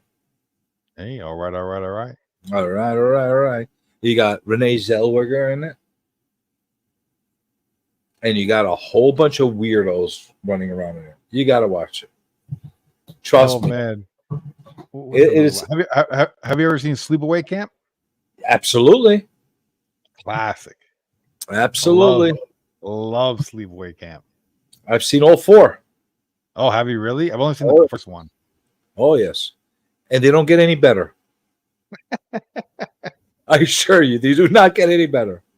I have the entire movie on my channel. I reacted to the entire movie, uploaded the whole thing. You like those weird old movies? Weird B type of slasher films? Slumber into Party that? Massacre. Yeah. April Fool's Day. April Fool's Day. I Spit on Your Grave. I haven't seen that. Last House on the Left was amazing. That's kind of wild, that movie. It's That turned my stomach, dude. It felt real. Like something about the movies from the 70s makes them feel real. I don't know what it is. Like Rocky, it feels real. Like you're there. Like it's believable. Watch I don't know what's it called. Pieces. Like little Like pieces. Reese's Pieces. Yeah. Yeah, without the Reese's. Just pieces. Just keep the pieces. Very interesting freaking movie. Very, very Baskethead is another weird freaking Basket Head. Yeah. Listen, we'll talk off stream sometime, or maybe if we're all on the panel during Jig's thing and he falls asleep, Sure. I'll start rattling off a whole bunch of crazy ass movies. That many of them I have on DVDs. Yeah. So I think you'll get a kick out of a lot of these things, especially the fact that you're looking for some weird stuff. So Resident Evil is going to be your movie. Your game. That whole franchise. As far as movies are concerned, you got like 150 of them that you want to hit. Yeah, I'm gonna probably start off with like do the superhero stuff first to get because I want to get back in the swing of things around November. So I'm probably gonna drop the Flash, the new Batman movie, Blue Beetle, like knock out the superhero stuff, and then do more action drama older movies. So how about comic books? Because you know that's your weakest channel. Let's talk about that last. What comic series would you want to read that you're like interested in that you haven't gotten around to? The last comic books I was reading was Xena, Warrior Princess. I was Have enjoying you that done it a all? lot. You read the whole thing? I'm like 3 books short of having every Xena book. You went through all the top stuff, through all the Dynamite stuff as well. Yeah, I like the tops a lot. It's actually really good. That's the better stuff. Yeah, Dynamite is all about the covers. I don't think they really give a shit about the stories in them. It's more of the covers, but yeah, I get some good David Mack covers. But no, recently I've been so like hooked on this Berserk. oh, I'm just like left and right. It's all I've been reading. I watched the series, the anime twice. I got my girlfriend watching it now. I might do a watch along on my YouTube channel. I'm just so like the music in it, the story in it, the artwork, amazing. it's funny you just brought that up. I think I don't know if Fee is still in here, but I think Gem Mint was doing some kind of stream on Berserk before some kind of special edition one or something like that. I didn't get a chance to see that video yet because it popped on maybe half an hour before we started, but maybe they're stealing my ratings. Hey, Gem, you don't stream during my time. My time. You're the morning guy. Okay, I own the night. And Jigs and his minions. Yeah, I know Jem's talked about Berserk before. I know he used to do Comic Tom's blog, and I remember Tom asked me to do an article with him about a statue of Griffith, and I had no idea who Griffith was, and like wrote the blog, whatever. But now looking back at it, I'm like, holy smokes, I know exactly who Griffith is, and I'm like, this is so freaking cool. Like I didn't even realize what I was doing, like reading one of the coolest things I've ever read before. You know, like it's such a good man. I freaking love it, dude. I haven't touched that series yet just because it's so long. It's a big series. Yeah, there's 14 of these big books. Yeah. I'm on book number 2. That's the reason I haven't touched it yet. It's actually so quick to read.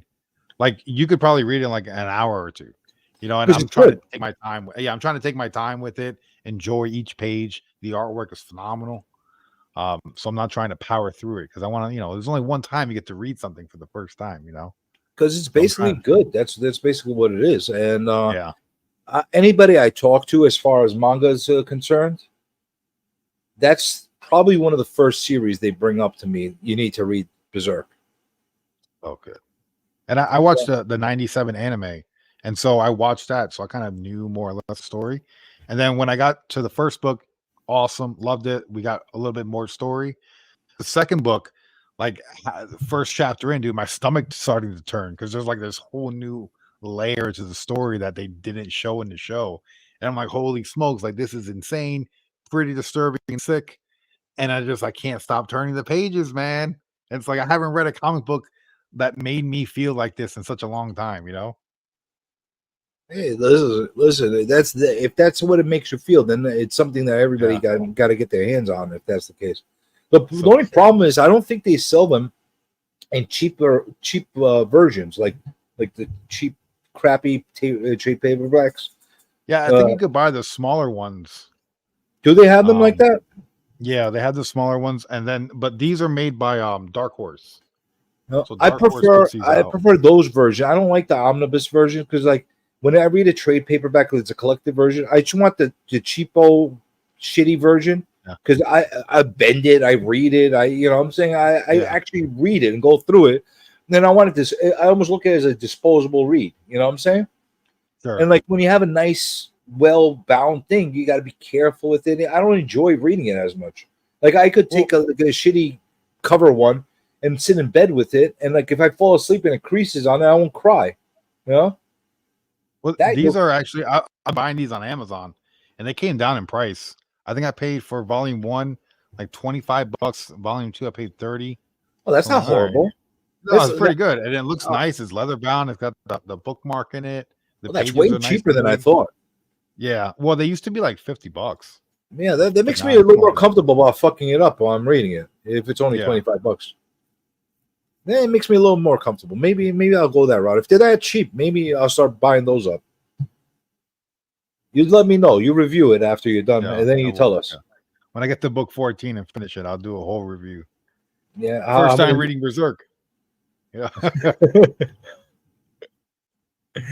So, are you doing anything these days? Are you promoting anything? Are you going to do anything different? Anything wild on your channels? So Perry Comics, not really, because I mean, the fact like I'm getting like 100,000 views a day, so like I don't want to touch it. Once it starts to dip down low, then I'll go back in and flood it with some more content. Um, Perry Gaming, I've been doing the live streams Wednesday, Thursday, Friday, playing like right now I'm on Gears of War, so I'm almost done with that franchise. And then I'm gonna do Halo after that, and then 2 Real Entertainment. I have like 4 movies I have to finish editing and throw them up there at some point. So I'll get around to it. How much content can you actually handle doing in a week? Like, can you do, like, do you feel like you could literally like pound out hours of content for every day to come out there as a one-man show? If I wanted to, yeah. If like I really wanted to like hunker down, like take it serious, yeah. Yeah, but it's Probably. not your full. You're working as well. I mean, like you're considering your current daily status, working, and you're doing this at the same time. Yeah. How many Well, like, hours do you think you could do with by keeping the quality still solid without like really losing a lot of that? so like I could do like so when I work, I could do like 6 to 4, and then from like 4 to like 2 in the morning, I could spend like 2 days of that recording that time, and then the rest of the week I spend that time editing. So, you like you're pretty fast at editing. That's what it sounds like, as far as Yeah. being able to crank it out. Yeah, well, it's taking a bit of time, but yeah, I'm pretty well versed when it comes to editing now, so it's not hard. Like if I have like an idea, like a faint idea of what I want to do, it's pretty quick. It's You ever just think of, sometimes I get stumped and I don't know exactly what approach I want to take. you ever get one of these stupid kids to come and like help you with the just monkey work, stupid work that is tedious. It takes a lot of time. No, No, I enjoy the process, so I like to do it all myself. even thumbnails, the whole nine. Oh, dude, I love making my own thumbnails and stuff. Yeah, like if I could find a job editing videos and making thumbnails for somebody else, I'd do that all the time. I You ever love it. get any offers? Nothing that like in my price range. Yeah, like for instance, for someone to edit my movie reactions, I would probably have to pay. I would say at least $1,000 per video. And if I'm putting out one a week, it's like $4K a month just on editing. So I'll probably charge around the same. Which would make sense. Yeah. Well, I mean, you're taking a 2.5 hour video and compressing it down into a 30, 45 minute, and then also dodging copyright strikes and claims and stuff, audio manipulation and stuff, changing color grades. So there's a little bit that goes into the back end. So it's not just like little editing. So you're not using those AI format I love video I apps. love AI. Yeah. Love it. You're not So I using use one of those that basically I takes your video, chops it up for you, and then you just put it out there. so no, that's like the worst thing you could do. Um so when you're using AI, I think like if you're trying to grow your channel, you want to use AI. So like if you have a video, like pretty much every video on YouTube's already been done. So you would find the top 5 or top 3 similar videos and take those titles, put them into like an AI, like a Chat GPT or the Instagram Meta, and be like, "Hey, I'm making a YouTube video about X, Y, and Z. These are 3 related titles. Can you give me 5 ideas of a title around the same character length that's SEO friendly and attention grabbing, and then it'll give you some ideas, and then you could play off of that. It's just a time saver. It's almost like TubeBuddy or something like that. Yeah, a little bit. I feel like TubeBuddy doesn't really work that well. The No, it TubeBuddy and the sucked ass. vidIQ, yeah, they're kind of like Once upon a those are time, they were really yeah, good. yeah. Well, those are influencers. Those are new YouTuber influencers. If you're new to YouTube, you sign up to them and give them your Dude. money and realize they don't work. Dude, new or not, I'll tell you something. Like 8-9 years ago, when I first was starting to put out some, dude, they were the most generic freaking YouTube real estate videos you could possibly do of house tours, like the same ones that you put on like Zillow or something like that, just so people could see what the house looks like. Yeah, I was putting them on YouTube, and I was using TubeBuddy to help me. Now we're losing him. Oh, it's Mario. No, it's Luigi. It's Mario. No, it's Luigi. No, it's Mario. No, it's Luigi. Is that Luigi or is it Mario? I don't know. It looks like Luigi. He's thinner. Or it looks like Mario that's been dehydrated. Okay, that's dehydrated Mario. So I'm going to give everybody a second while we're waiting for Perry to come back. If you got any questions for Perry, you need me to ask him, now's the time to ask them before we wrap up the stream. So take a time and ask him all the questions you need to ask. Perry, I opened the platform while you were away for anybody that has any last minute questions to ask you or anything like that. Now's the time. And since it's the time, let's make it official. Any questions? Don't answer no questions, and I won't tell you no lies. Hey Lord, don't ask me questions. Hey Lord, don't ask me questions, please.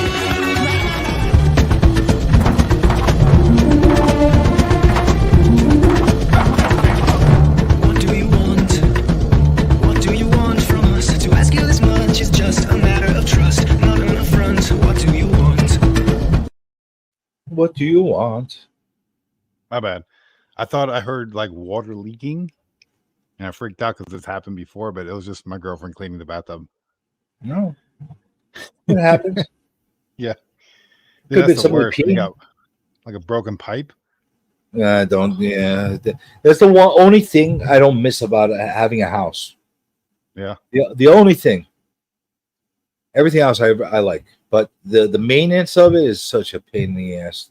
I felt like every other day I had to be freaking tool time with what's his name, home improvement guy. Dude, I bought this place in 2014, and like seeing the market explode, I'm like, I'm gonna sell, but dude, everything else is so expensive. Well, here's the thing: how are you going to replace it? Yeah, you could sell, but do you have a plan of where you're going to live until the time to replace it? So you're going to oversell. No, you're not going to oversell. You're going to sell what the market is bearing right now. Yeah, but you're going to have to buy something at inflated rates as well. So is it really it's kind of a wash at that point?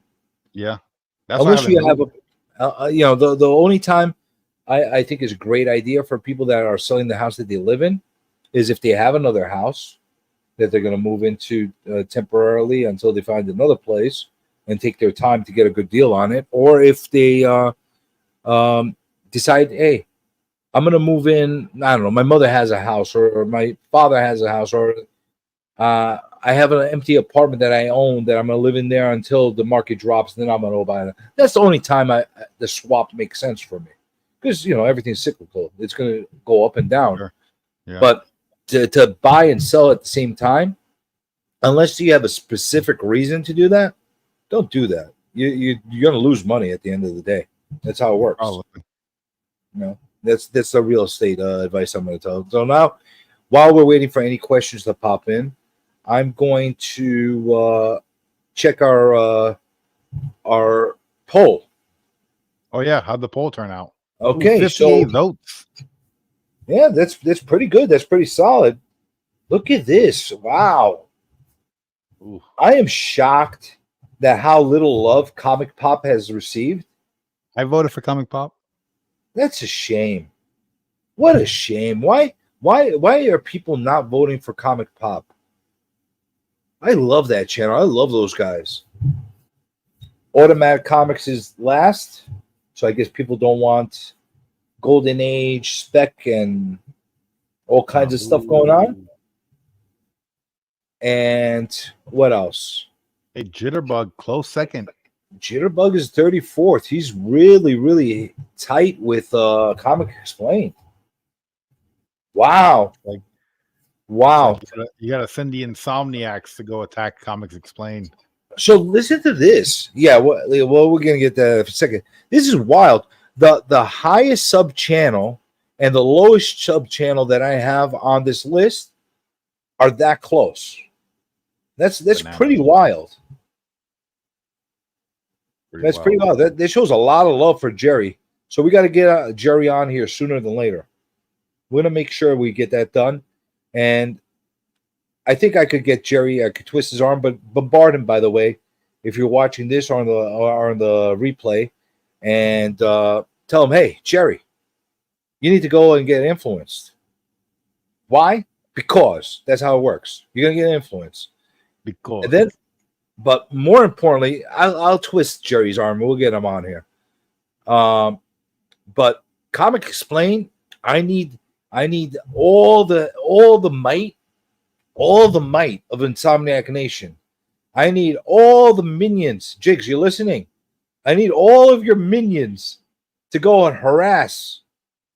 I need you to go and harass and upset him to the point where he needs to come onto my channel and be influenced by me. Otherwise, he's going to be disturbed in his dreams. Okay? You need to go and do that. And then for the rest of the sticker people out there, sticker people, go stick stickers all over him. Stick all over his channel, all over his DMs, all over all his social media. Say, you need to be influenced by Journey. Just stick him to oblivion. Okay? And we're gonna get this done as a fighting unit, as a well-oiled machine. We're gonna get Comic Explained on this channel. Okay? You think we're gonna do it, Perry? Hey, if you believe, you will achieve and you will succeed. Well, I believe. I'm a very confident man. Can you tell? There you go. Yeah, absolutely. Yeah, I mean, it shouldn't be hard to get him on. Shoot him a message, write him a letter, shoot him an email, comment on all his videos. You'll get it. Yeah, I'll get all his people to come and freaking ignore me. We received. Thank you for your message. We'll get back to you as soon as we get a chance. Yeah, that's kind of answers I'm getting from everybody. But that being said, I got a couple of questions here I wanted to ask you. Speaking of stickers, do you collect stickers, Perry? I don't not collect stickers. You don't not collect stickers. I don't not collect stickers. So Well, I have a few stickers floating around. Like look, I got a Jigs Kingdom right here on my speaker. That's one right there. I got a Z Collect sticker. I got a Hack Comics. I got John's Comics for Kids somewhere around. Wait, here. hold on. You said Hack's Comics? Yeah, Hack. Did he make that sticker through AI? He did actually. Fucking guy. He wanted me to give you one to you. You could kiss my AI ass. I got a John's Comics sticker right here. He gave it to me in person when I met him at MegaCon. So I got a few stickers, But you won't make stickers. No, I will not. I mean, I'm not against making stickers. Do you feel obligated when somebody gives you a sticker to have to give them a sticker back? No. Like, what do you do? To give them a napkin back? That's like the whole, I'll send you an AOK. Will you send me one back? Like me, you can send me an AOK. I'm not gonna ship shit. I ain't sending nothing out, dude. Like, it's just tough, man. I don't even know where my post office is. So you don't even give them like a napkin back, or? No. I'll give you a thank you. Oh, that is something you give them. Thank you. Yeah, because I mean, like, if you're sending in like an AOK to someone, you shouldn't want something in return, There is the power of a thank you that people do not really understand and respect. Yeah, like yo, I appreciate you doing that. That was awesome. You know, Thank yous are very appreciated. So absolutely. I think we cleared up that problem. We understand your position on stickers and on AOKs. That was the bonus answer that we didn't ask for.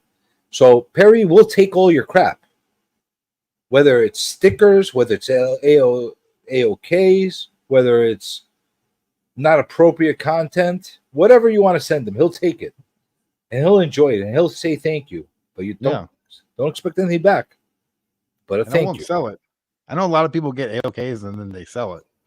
No, I'm not gonna sell it, dude.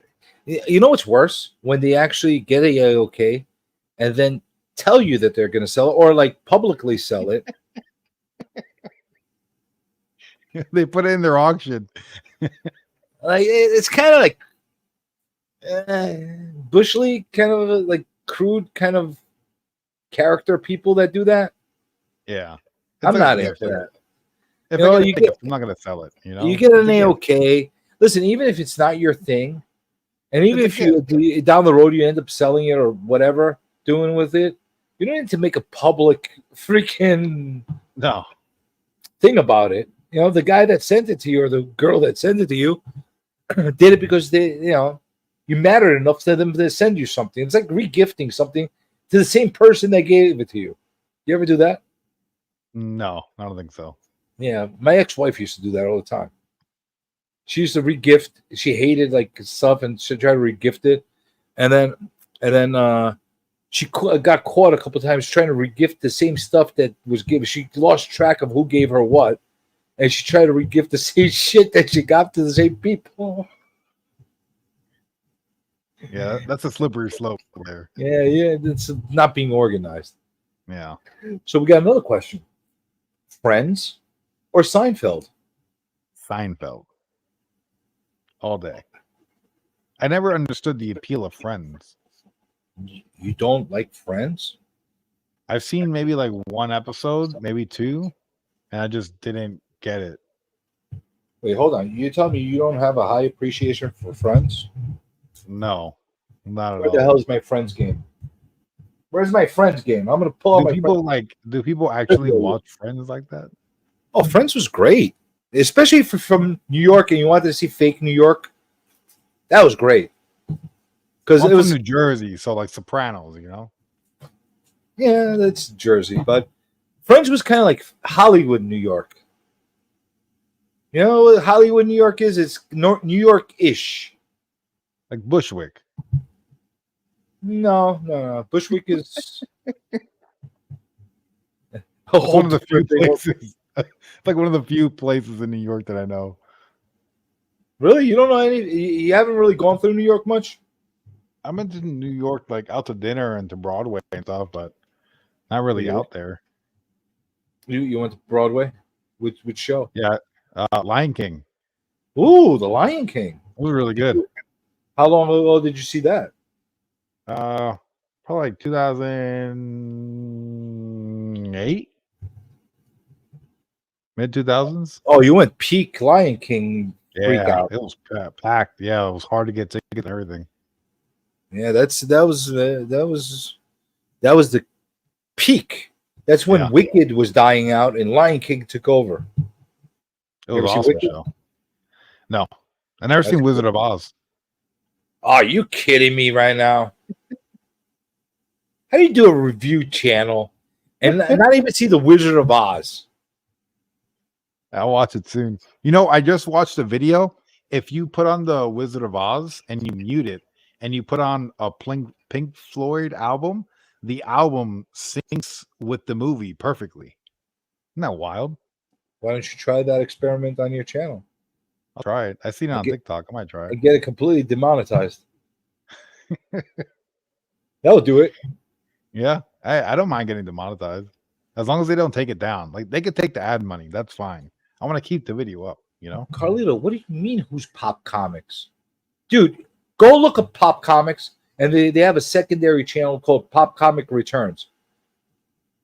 You will not be disappointed. It's good content. Good, solid. If you're a comic book guy, if you are legit, like a legit enthusiast, and you love comics and you like people talking about comics, you're gonna fully enjoy that channel.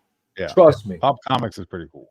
I'm flabbergasted by more people not knowing this from the comic community, because that is one of the 'Cause channels they don't have stickers. They don't have stickers. they don't have the stickers. That's the thing. You see, They got to 200,000 people, and no it would have been to stickers. a million if they only had stickers. If It's they all about only had stickers. stickers, that's the moral story. You got to get stickers. No, but Mm-hmm. really, anybody that doesn't know them, go give them a shot. They're really a solid channel. I know that people don't like to support big channels because it's us against them kind of thing. Yeah. Is But that weird? People feel that. don't they? Yeah, so odd. Like, what the fuck, dude? Like why? Then go hang out with the guy playing off Broadway and make him your buddy, and don't hang out with Schwarzenegger because he's too mainstream for you. If you add it, here's a question for you: who is your favorite band / singer? Okay, so band singer. So I'm assuming that's like a more of a rock question, right? Like because there's like No, it could be rappers. a rap group or Well, like if I'm thinking singer. of like current like rapper that I listen to, Kodak Black. But I band, know. I think of like rock. So I'm gonna go with like AC/DC. I was big into AC/DC. I performed AC/DC TNT in a talent show in middle school. Wait, you play music? I know I was vocals. Really? You were singing what? I TNT? was singing because I'm TNT. Oi, oi, oi, T. Yeah, I was in it, man. You didn't jump out and start singing Big Balls in the middle of your I elementary got big school? balls. He's got big balls, but we got the biggest balls of them all. Yo, Don't that's you a think- great song, dude. Don't you think your elementary school would have enjoyed you singing Big Balls to them? They might have. Who Yeah, are some you people talking like that. about? We don't know who he's talking about. What do you It's Perry. mean? What do you mean? Ask him what he means. What do you mean? What does he mean? I don't know. You gotta Sopranos or King of Queens? That's bizarre that you asked that. I'm on season 1 of King of Queens, and the show is freaking awesome, dude. But Sopranos all day. That's Dude, freaking Stiller is freaking awesome. so good. The father-in-law, he's Yeah, freaking- wait. He's like, I'm not gonna go into a retirement home. I'm fine. The next day, his house burns down and he has to move in. That is he was classic Frank Costanza. He knocked it out in Yeah. that anything he was in, he was freaking hilarious. It was really good. Rest in peace. All right, I think we got to the end of the questions. I think we got to the end of the chat. I was singing the thong song.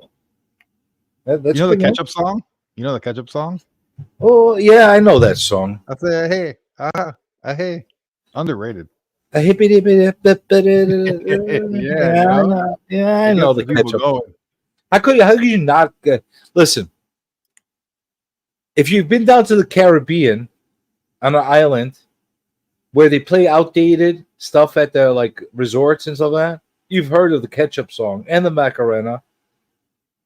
If you're going on a cruise and people are just dancing to the most weirdest like stuff that you'll never caught dead in your neighborhood dancing to, you've heard of those songs. That's what they're all about. I skipped some questions. Okay, what questions did I skip? What question did if you're making me gonna go up, let's see. If they didn't put a question mark, that's their fault. They're not my fault. It's their fault for a lack of punctuation. We already asked him what he's talking about. What else? What other questions? You see any questions? Jigs and Marcus allegedly asked a question. Let me scroll up. Oh, Jigs again. Oh, there's a question. Yeah, Jigs again. He's all right. How about this? Briefs or commando? Ooh, briefs. Going commando, you gotta be crazy, dude. You have to have a strong scrotum to be running around in dungarees and a commando, Yeah, that's wild. Things just flapping around everywhere. rubbing against denim. That's not good. Yeah, that's bonkers right there. Carlito, you go commando? He's a commando type of guy. All right, I found your damn questions. What advice would you give? Oh, sorry. All right, No, go ahead. You could Okay, listen. okay. You I know, was just, I'm listen. sorry. You're Perry. Okay. Yeah, Hawaiian guy calling is you're a going celebrity. crazy. Yeah, I'm not the host. Yeah, go ahead. Ask the questions. Go ahead. I'm so used to just shooting at the hip. All right. What advice would you give to the lowly sticker people to not suck at YouTube? Get better stickers. Honestly, these stickers are not that high quality. Honestly, they gotta have a little bit more thickness to them. The stickers come off. If you stick them on something, they fall apart. Like you guys have to put more effort into what you're doing. Honestly, So let's no be shitty real. stickers. No shitty stickers, dude. Don't go for the freaking 99-cent stickers. Spend like $5-6, get yourself some good high quality stickers that once you put them on, they're not coming off. So they gotta have some girth, and they gotta be extra sticky. Extra sticky. You gotta give it that. Right. You gotta give it that good stick, All right, just making sure everybody Good understands connection. where you're coming from on this. Yeah. All right, and the next question here is: what 3 YouTube channels are you on your what 3 YouTube channels are on your screen every day? That's a good question. What 3 YouTube channels are on your screen every day? Yeah, what do you watch on a Trying to daily? think. Oh, okay. Like what I watch. Okay, that's a better way to phrase that, I guess. Let's see. Well, in the It's morning, big. I've been watching the Minty morning show, the Gem Mint show in the morning. That's been pretty cool. Are you enjoying let's that? see. Yeah. I've been watching almost every day. It's cool because like we don't get nobody live in the morning for some reason. The entire morning is vacant on YouTube. I don't know what's going on with that. Because I mean, a lot of people already admitted they don't have jobs or anything. So like, why not just go live in the morning time, dude? Take that whole market. But I digress. Yeah, Rod the because Rican. a thing called jobs. I know, but like if we're working, we could then watch you in the background. It's like you might as well. No, I mean the people that are streaming usually have jobs during the day. Oh no, there's a lot of people that don't have jobs. Yeah, those are the people who usually don't want to watch their content. But they can at least try to go live in the daytime. Give us something to watch. Would you watch shitty content just because there's nothing else on? Absolutely, dude. You're one of those guys, huh? Oh yeah, totally. Let's see. I've been watching Rod the Rican. So just the Rican in his comics. He's been doing his lunchtime comic book videos. Unfortunately tonight I missed FOC and Chill with Marcus. We did. Yeah. He thinks he knows how to spell, but I am a better speller than him. I just want to put that out there. And I'm better at poker. Anyway, let's see. Who else do I watch? I try to watch everybody as much as I can. There's a lot of new people that I don't really know. So it's kind of weird because like it feels like a whole different community at times. I'm like, I don't know what's going on here, dude. I watch Jigs Kingdom, but I'm usually on that, so I can't count that. What is your favorite nighttime programming that you are not on usually, and that is taking over YouTube?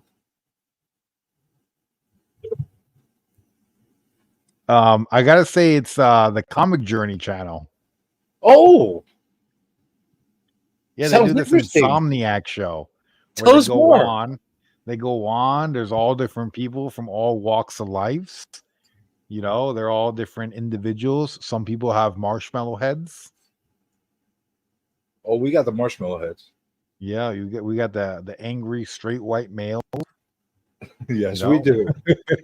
There's all different. There's a whole rainbow of people, a whole colorful sort of individuals. We got wild clowns on the loose. You never know what you're gonna get at 4:30 in the morning. We got all kinds of crazy stuff. Yeah. There you go. You heard it. He likes Insomniac better than anything else. He just said it. So probably old wolf Brazilian tutorials and the hot yoga. Yo, we know what's in Carlito's browser history. Yeah, That was like oddly specific. yeah, I would say that. Let it be noted that Perry has chosen a side of this war.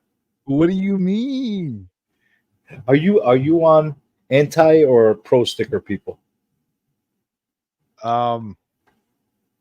What do you mean by anti or pro sticker? I don't know. Well, I don't are know. you? What do you mean? You clearly said you never made stickers and you're not going to do the sticker thing, right?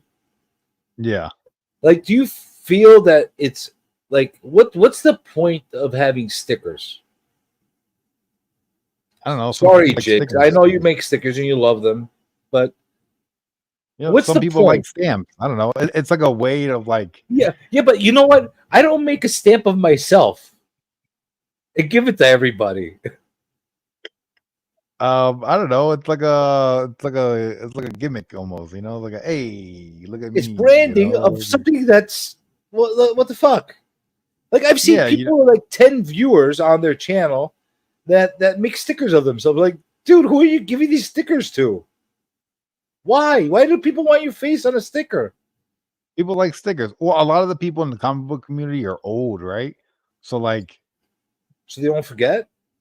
back in like the 90s before we had technology, there was stickers. You know, so like people used to put stickers on shit, right?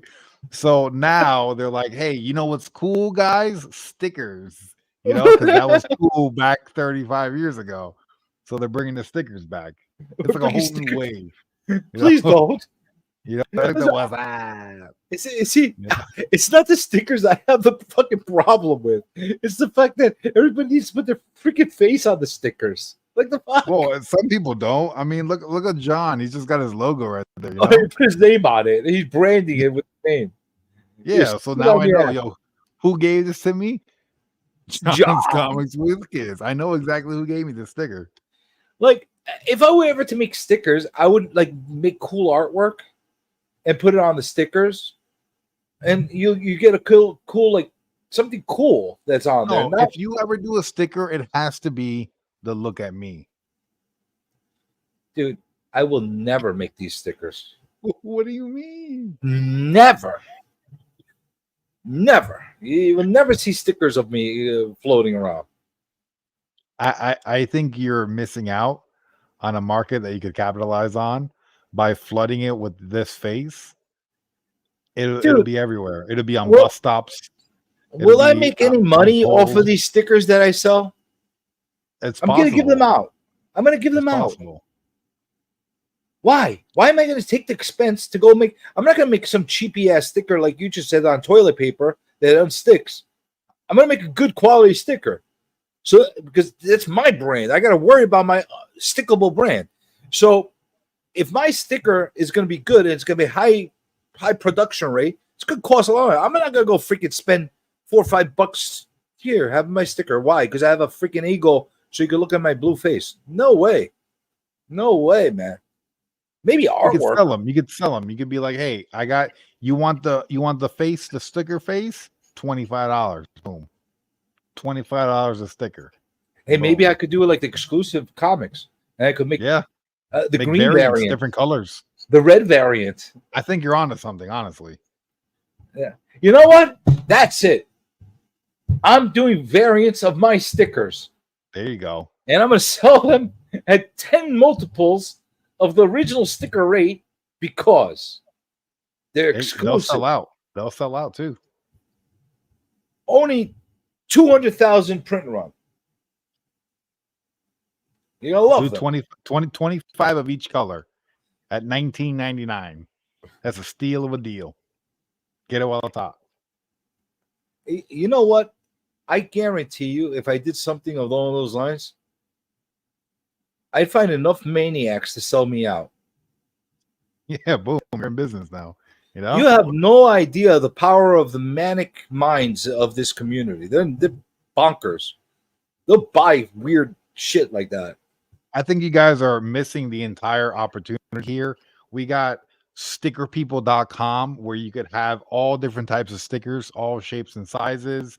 Like there's a whole market here that you guys could be capitalizing on, and nobody's jumping on it, dude. I'm just saying, dude, like you guys could really do something with the stickerpeople.com. There could be an app to it. There's a whole Discord about sticker people. You know, you're in there. So it sounds like you're pro the sticker people. Hey, I'm pro anything, dude. I don't care. All right, you're one of those. Okay. Yeah. And then anti-stickerpeople.com where they sell tools to remove stickers. Boom. You see, you got the hate and you got the love. Boom. See, John wants me to do it. Do it. He wants a sticker. The closest thing I ever made to a sticker was I took a sheet of like a sticker sheet, like those printable sticker sheets, and I cut it up and I wrote "I hate stickers" sticker on there. That's the closest thing I had to a sticker. I think the closest sticker I ever had was, remember when you used to get like burn your own CDs? Like Oh yeah, your own mixtapes on CDs. I used to print out like a cover for them, and I would with take your it back face. And no, with like whatever song was on the mixtape. You know, and I would just put the sticker on the disc. Because that'd be a freaking ego on you. You put your face on a Perry CD, and you're like, it's me, my CD.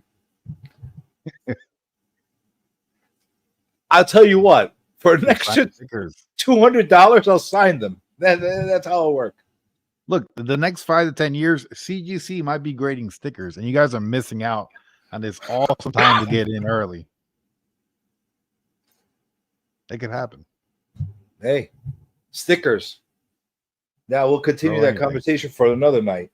But I think we said a lot. What do you think? We said a lot tonight? Oh, yeah. There's some kind of orgy going over at Papa's channel right now. Oh, yeah, his birthday is stream. We got to go check that out. I think he's gonna have pancakes. I think they're gonna have like strippers jump out of the cake and all kinds of Papa things are gonna happen. You like boobs, so we'll get Jeremy stickers and place them near the location as the tip of these. That's offensive. That is very offensive. Holy crap, this guy. Oh, they do. They create stickers already? Oh, man. You guys better get in there. Holy shit. Stickers. Anyway, great segment to end this. But Papa's going on there. K-pop might actually still be doing her kicking in with K-pop. So drop on all those guys. Whack Comics, like I said, is our weekly channel that we're focusing in. Our Look at You channel of the week by the Illuminati, not Illuminati. We're very different from each other. You have the Illuminati and we are the Illuminati. Different, not the same. Okay, naughty. Not because you get what you see what we did there with the word. We made it naughty. We just made it naughty. And if you add a little British thing into that, it makes it even naughtier. Because the British are very pervy, so you go a little naughty, you do it like that, and then you all of a sudden you get all kinds of naughty kinds of thoughts. So go check everybody out, give everybody some love. You'll probably see me harassing Papa on his birthday stream. Perry, I appreciate your time. I think this was really awesome. I'd love to have you on sometime in the future again, but not this season. Because we're not going to give too much Perry this season. Yeah, no, next season. Maybe next season. We'll do something different. Maybe at that point you'll be endorsing your PewDiePie collab. Maybe, hopefully, dude. If that happens, you're gonna contact the journey. What the hell happened?